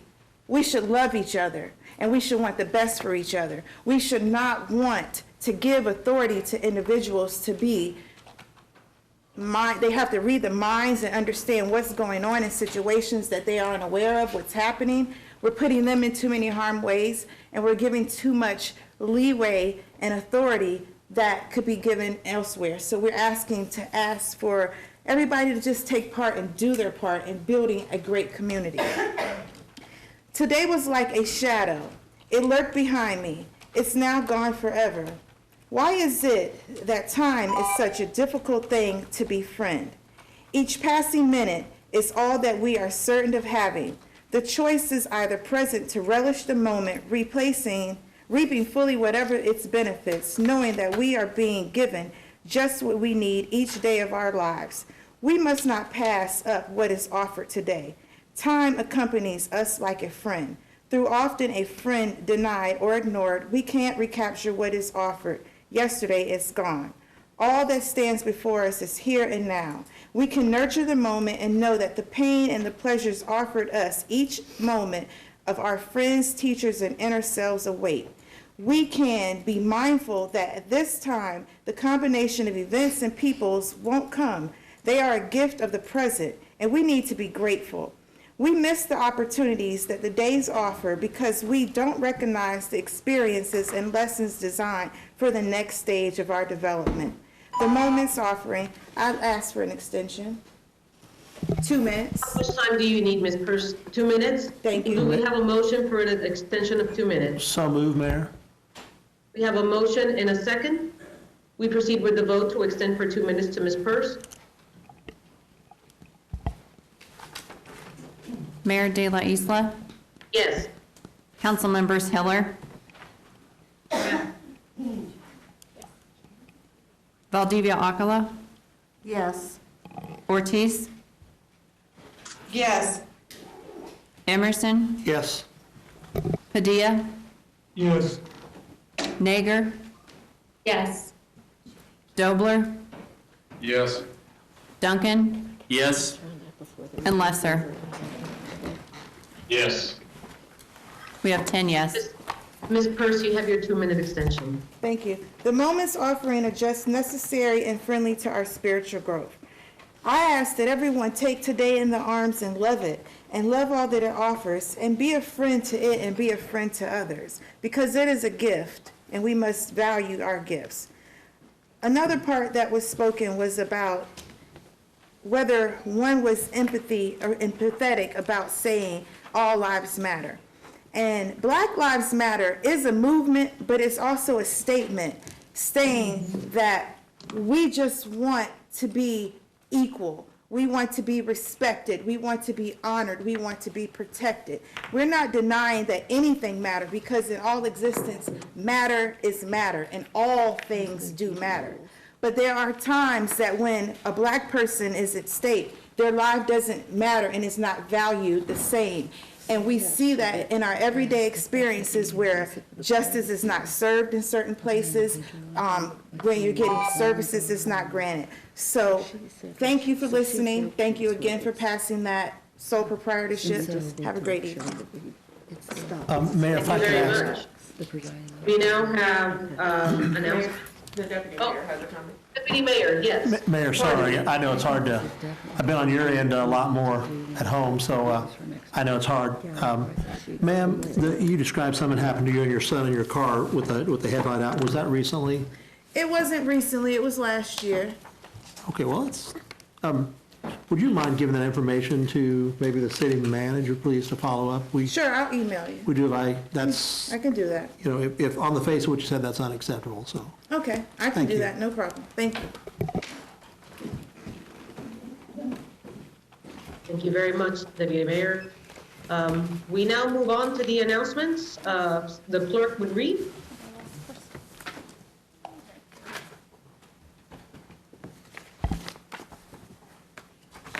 For the August 25th agenda, there are 3 non-action items. One is a discussion recap of events and actions. Second is discussion of qualified immunity. And the third is discussion of Public Employer-Employee Relations Act. And for the action items, there are 3 items. The first is an ordinance prohibited use of force, chokeholds. The second is a resolution for police best practices. And the third is consideration of establishing a committee to consider the advisability of forming a citizen review board. City Manager. Thank you, Mayor. First thing I have is kind of a funny here. Well, I should say it's very serious at the beginning, and that is after 5 years of design and construction, the K. McFarland Japanese Garden will be opening to the public on Thursday, August 27th. The authentic Japanese garden is unlike anything else in our region, and it is destined to become a destination that will bring people to our community. This Friday, the zoo will be making a tall announcement. I don't want to stick my neck out and ruin the surprise. I just want everyone to know there is more exciting news on the way for the zoo. So pay attention next Friday. A couple of other items I'll just cover real quick as it relates to some of the procedural issues. I want to mention and thank my staff. I wanted to make sure I do a very good job of that with the last few months of work that they've done on the budget. Obviously, I thank the governing body for the thorough work that they did, but I really appreciate the staff work that they did on the budget. You know, we approved a budget that will take the police department to full staffing within the next 2 years, and also the fire department. A big step that relates to the progress that we've made. That type of funding is something that has been discussed in the past, but with this budget, we're working towards the reality of getting the police department up on our staffing. The question was brought up about the bigger venue, and we've looked at that. And if we continue to be in the COVID-19 environment, and we're going to be, some of us at home and some of us here, that type of venue is not the best for us. This is the best venue that we have set up as it relates to be able to do remote meetings. And so that's why this is the location. We've made a commitment, and I'm working with staff to ensure that anyone that wants to sign up for public comment, we will have a way to get them here to the podium, even if they're not in the room. And so that's our effort that we're doing, and continuing to work with staff to make sure that we're set up to do that. We've said before, we're limiting the discussion to 4 minutes. That's our normal amount of time without extensions in order to make sure we get as many people through as possible. And the reason that we've said we're ending at 10 is after 4 hours of sitting here and listening, I don't think that we're going to be in a position to make a decision. And remember, when we have action items, that does not necessarily mean that we have to take action that night. They are there for action if the governing body were to desire to do so.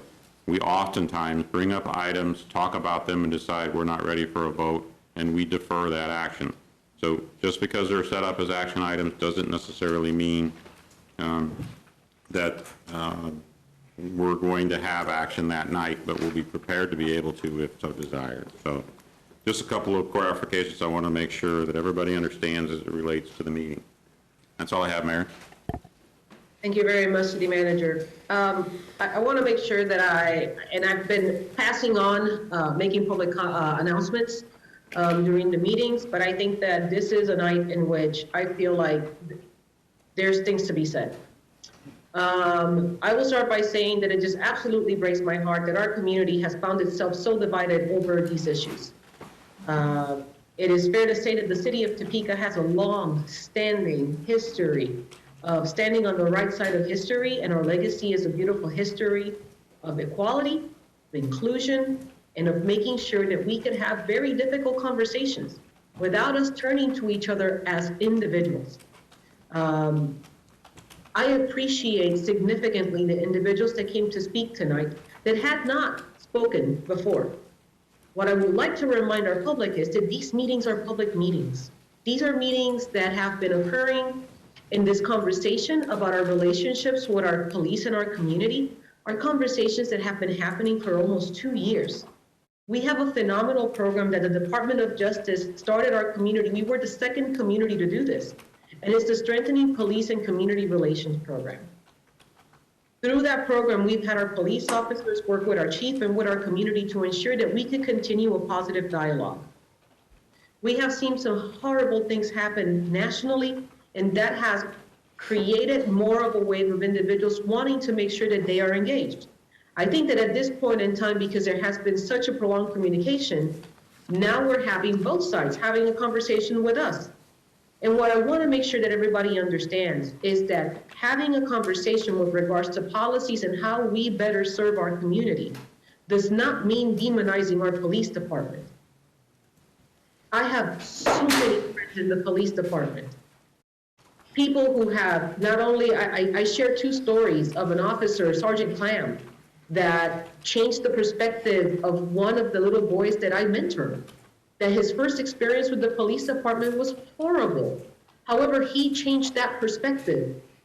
I don't think that many people know, and there's probably 3 people that saw me pacing back and forth when we had the demonstration in Target. And I was gonna run, and I kept on calling the chief asking, may I go? Well, we had officers being surrounded by people that were angry. Yet you had Clam, you had Roth, and I don't remember the name of one of the other officers, that all just, and Cross, and they all just stood there and they talked to people about their angst, about their feelings, about what they were seeing nationally. You see, Topeka, this is what we are all about. This is what defines Topeka. What defines Topeka is the ability to be able to see 2 differing points, and rather than to let shame get the best of us and automatically attack, to lean in and to listen and to have important conversations with people that we may not agree with so that we could understand where they're from and what the issues are so that we could move forward together. And I know that not everybody in our community is a Christian, and it's okay. I love you, whether you're Christian, whether you're an atheist, whether you're agnostic, whether you're a Muslim, whether you're a Jewish person, whether you are, you go to the Hindi temple, wherever you go. But the base of my faith says, on Mark 12:31, love your neighbor as yourself, and there is no greater commandment than this. And the first commandment is love God above all else, right? However, there is also a verse that talks about Luke chapter 6 that says, but who are you listening? I say, love your enemies. And maybe your enemies may not be the person that you are going to war with. Maybe you consider an enemy, the definition that I want to use tonight is the person that I don't agree with because I may not walk in their same path, because maybe I don't understand where they're coming from. And when we come to each other from a perspective of love and respect and honoring each other's humanity, we are able to listen to each other and have productive conversation. That is what we're calling each other to do. And there's no room for productive conversation when we fall into the crazy rhetoric of saying that one group is good and one group is bad. We can't do that because it invalidates our humanity. Yes, we have different opinions, and it's okay.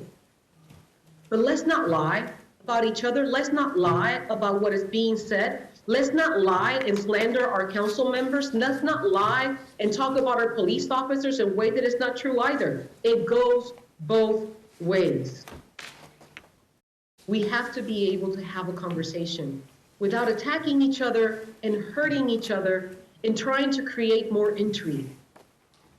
I am proud of this governing body that has always been willing to have really difficult conversations, every one of us. Even when we disagree vehemently on some issues, we are always willing to have conversations with our community. And even though we don't agree on a regular basis, I just want to thank all of you for serving, because this job is hard. In the midst of COVID and dealing with people being concerned about their livelihoods and their jobs, in the midst of us having to deal with people that are concerned about their health, in the midst of us having to manage a city on top of everything else, and working again through some civil unrest because people feel uncomfortable and want to have difficult conversations. We're tired, and it's okay to be exhausted. But here is where we have a chance to rise and be what we're known for. Let's come together, Topeka. Let's keep talking with each other, not at each other or to each other. And please, let's learn to understand, to listen for the sake of understanding, rather than to respond because we want to be right. We may learn so much that we did not know. So thank you very much. Councilman Lesser. Thank you, Madam Mayor. These are tough times, and you know, I guess all I'll say, I'll just leave it at this, you know, my God rode into town on a donkey. And I'll just leave it at that.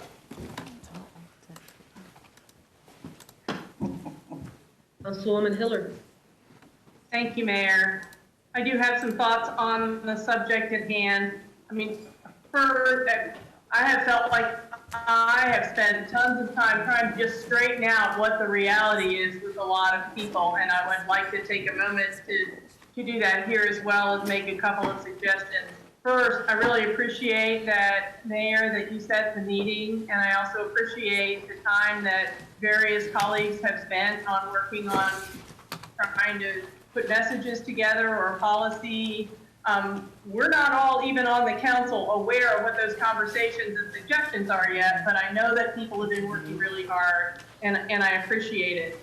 When people have sent either the flaming emails to us and calls or the worried ones, I wanted to share what I've said that I think clarifies where we are and also has really seemed to make a difference when I was talking with people. And first, as we sort of talked about it, we did not defund the police and we weren't even considering it. And I have clarified with people that the council has solidly supported the police department, and that when we gave the city manager instructions to get the budget together, he was told to protect the police department. He did do that and delivered a budget like that. And we consequently, I don't usually count the 20,000, but we passed that budget intact without any amendments or deductions on police or in fact anything else.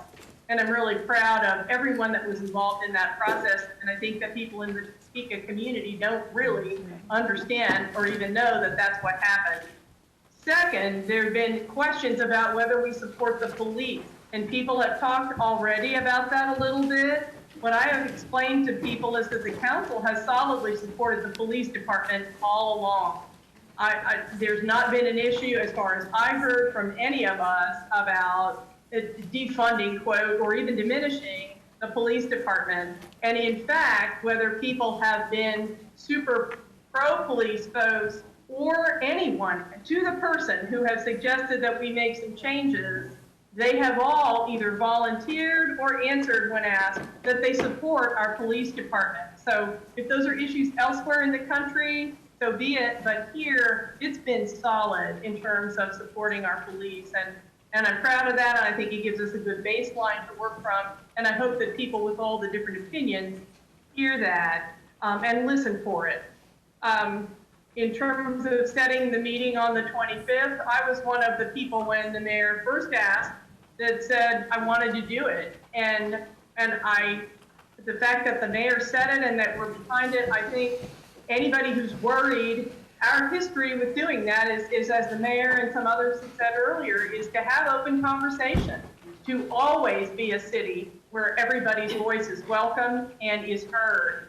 And so anybody who's nervous about what side, and I'll get to this, but I think it's important that we make sure all sides are heard, that we follow through on that tradition that we are proud of. And fourth, in terms of those points that I share, is that we owe a lot to Chief Cochran. He is always open for input. So the fact that we're raising issues or that people have suggestions or that he has invited suggestions are the norm and something we're really proud of rather than something, in my opinion, that we should worry about. I find that sharing those 4 points has really helped people then get a little more comfortable with where we are. Respectfully, though, I do have a couple of observations. Typically, when we do a big public hearing on a volatile issue, what we do is we open it up really as a public hearing, and we reserve most of that block of time for public comment, and that seems to work very well. Also, in terms of the number of items that have come up, everybody counts a little differently, but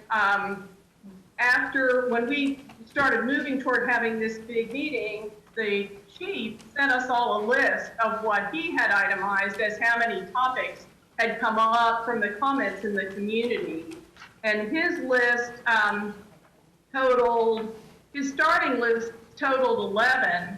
When I looked at that, because the mayor asked us all to look and see what we thought and what should be covered in the meeting, I was able to add to that other topics that I had heard in the public comments or that people had emailed us, and had a list of 18 different topics. And I think based on the comments we've had, people are all over the place, but it's perhaps been disconcerting to see the agenda narrowed, to see specific items on an agenda and see it narrowed to what looks like only 3 to 5 topics. So with that, I would like to suggest that in order to help people continue to focus from the national agenda to what's really happening here, that if we can do a larger venue, I think it would help. I understand those messages that we've heard from many. I also think I would suggest, and I think it's not too late, that we open that agenda up, and that we maybe spend as much as 20 to 25 minutes in kind of briefing people on some of the issues, such as Councilwoman Nader's discussion earlier, issues that have been pretty much resolved according to the chief anyway.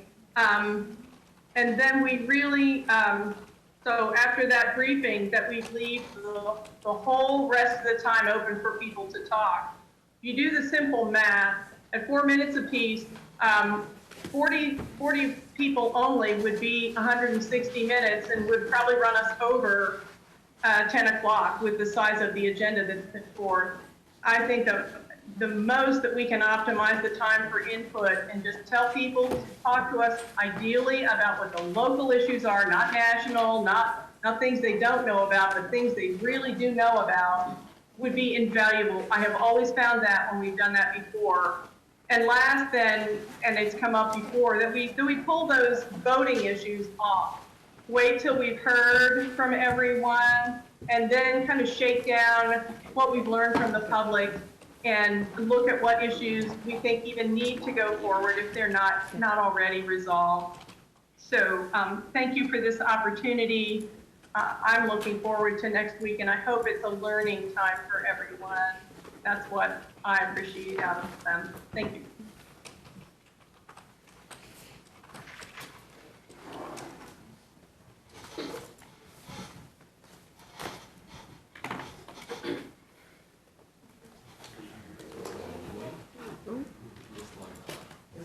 Deputy Mayor, could you take control?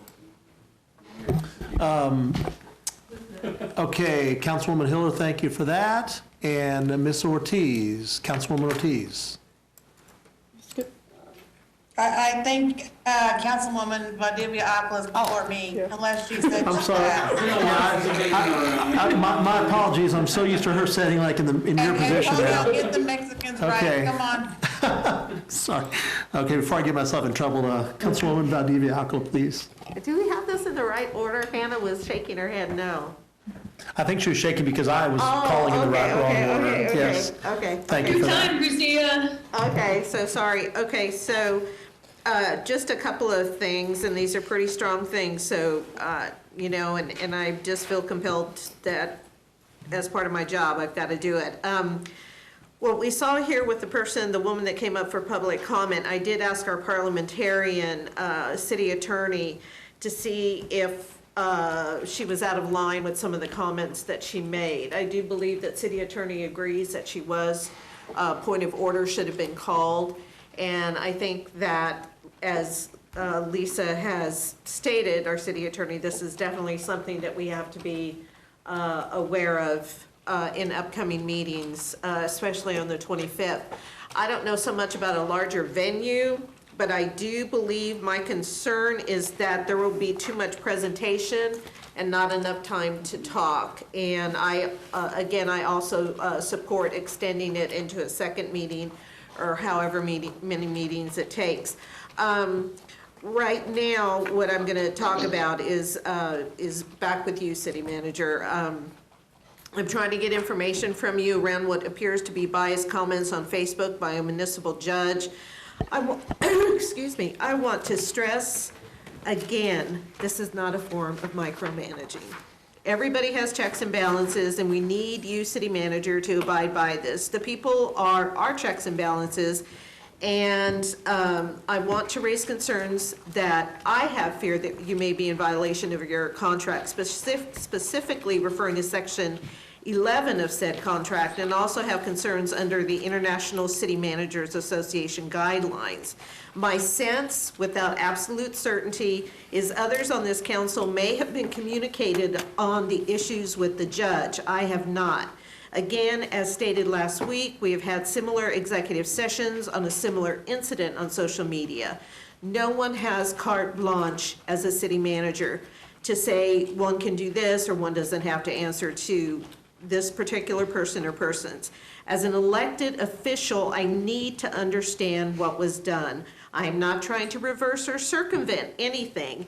It appears by the emails that we saw that there may have been a serious infraction by the judge, but I don't know. How was it handled? That's why I'm asking you to call a 10-minute executive session. Thank you. Councilwoman Ortiz? Thank you, Madam Mayor. Here is what you need to know about the 2020 March on Washington. It will take place on August 28th to coincide with the anniversary of the original march in 1963.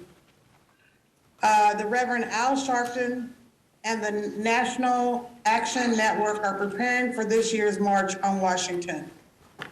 The march scheduled for August 28th will coincide with the original March on Washington for Jobs and Freedom, which took place in 1963 and where Dr. Martin Luther King Jr. delivered his I Have a Dream speech.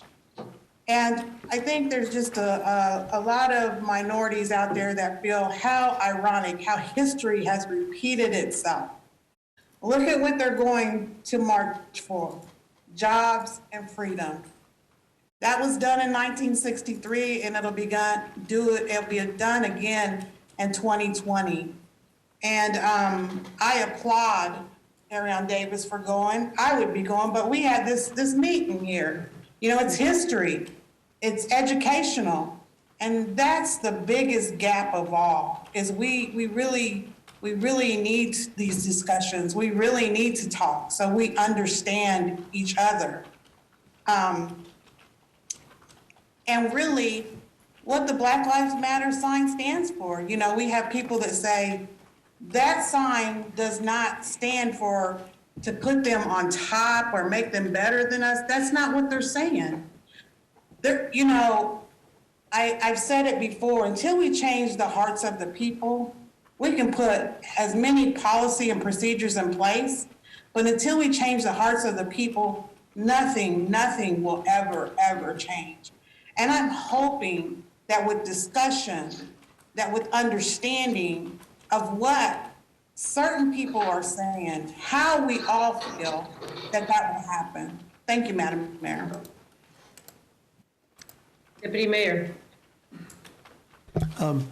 Thank you, Mayor. First of all, I have to say that I agree with Councilwoman Valdivia Alcala that there's no room for name calling or lack of civility in our proceedings, and I agree with her on that. A lot of that stuff was uncalled for. That was said, and you know, no matter what side of this you're on, when you get up and do stuff like that, you just bring discredit to your side of in my opinion, of the argument. So I would ask, no matter if you're, you know, pro, anti, or whatever, when you come in next week, let's be civil to one another, because at the end of the day, we all have a lot more in common than we don't. You know, I got the opportunity, the privilege a few weeks ago to get on the World War II Museum in New Orleans, and it was incredible how our nation came together during that time to defeat horrible, evil in the world. And I just look and I think, man, that'd have been nice to live in a time like that. As horrible as it would have been to be there, but it'd be so great to be in the United States that was united. So that I guess that would be my call to people on both sides of the issue. The last thing is, speaking of united, my daughter over the weekend was proposed to, and she is going to be married in about a year. So congratulations to Sydney and Levant. I should know their names, but evidently I don't. Congratulations. Thanks. Councilman Padilla. Thank you, Madam Mayor. Just a couple of things. I'd like to take time to congratulate retired officers Janine Valley and Steve Roth. You mentioned him earlier today. Two really wonderful people who have served our community in many ways.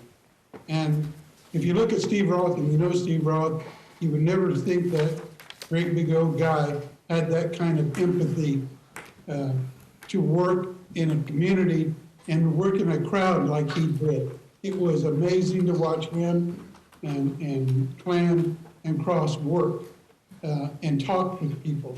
But I want to say congratulations to both of them, and I was glad that myself and the city manager were there to be able to congratulate them on their retirement. I wish them well. The other thing I want to bring to everyone's attention is that I've been invited, and I would invite you as well, by the League of Women Voters, Shawnee County, to take part in a parade, the Cruising for Votes parade, that's going to occur on August the 26th, a rain date of August the 28th, Women's Equality Day. And those who are participating will meet at the Maynard Conference Center around 7 o'clock in the parking lot. And there are signs being provided for those who want to put signs on the side of their car. And they promote early voting, and there will also be participation by the Census Bureau personnel. So we want to take that advantage of also parading through those areas that we need to stimulate self-response so we can get our numbers higher than they are now. And so I would invite anyone listening who wants to participate in that to join us, helping get out the vote early. We've all heard about the controversies. Believe it or not, it still is a good idea to vote early. And also to remind us about the short deadline that we have now for the census, September 30th. So thank you, Mayor, for that time. Thank you, Madam Mayor. I just want to echo my colleagues' sentiments that these are difficult conversations, and it's very important to hear from people from all walks of life so that we have a better understanding of what we're looking at comprehensively. We do support the police. We do support our citizens. And it's very important to move forward in a way that's going to support us all in the safest way. Councilman Padilla said something really poignant in an email earlier. And do you mind if I quote you, Padilla? Well, I'm not sure what you're going to quote. It's a really nice thing. So smart. Okay, thank you. Good policing has always been adaptive to the needs of the community it serves by employing best practices. In any line of work, you need to constantly do research and strive to be better. And that is what we are looking for as a community, is that we're striving to be better. And we need to do it all together or else people will be left behind. And so please continue emailing us, please continue calling us, please continue getting in touch and making your opinion known so we have more information. But also, in addition to letting your voice be heard, listen to others, practice empathy, and please be as civil as possible. This is a hard time for all of us, and we should treat each other with that sort of respect. I also want to go ahead and highlight, I got the opportunity to visit a local business in District 6 at 17th and High. The Tender, I want to say it correctly. The Tender Loving Care Pet Nursing Hotel. If you have an older pet, there is a place in town you can take that pet. They got started, I was thinking about them a lot when we were talking about the small business grant program. They got started at the beginning of this year and have been hit hard by COVID. These are the small businesses that are started by local community members who are really striving to make this a better place, to be innovative, and this is the time to really support them, especially if you have the means. So if you are interested, if you have an older pet, they are a great resource. And again, it's Tender Loving Care Pet Nursing Hotel. Thank you, Madam Mayor.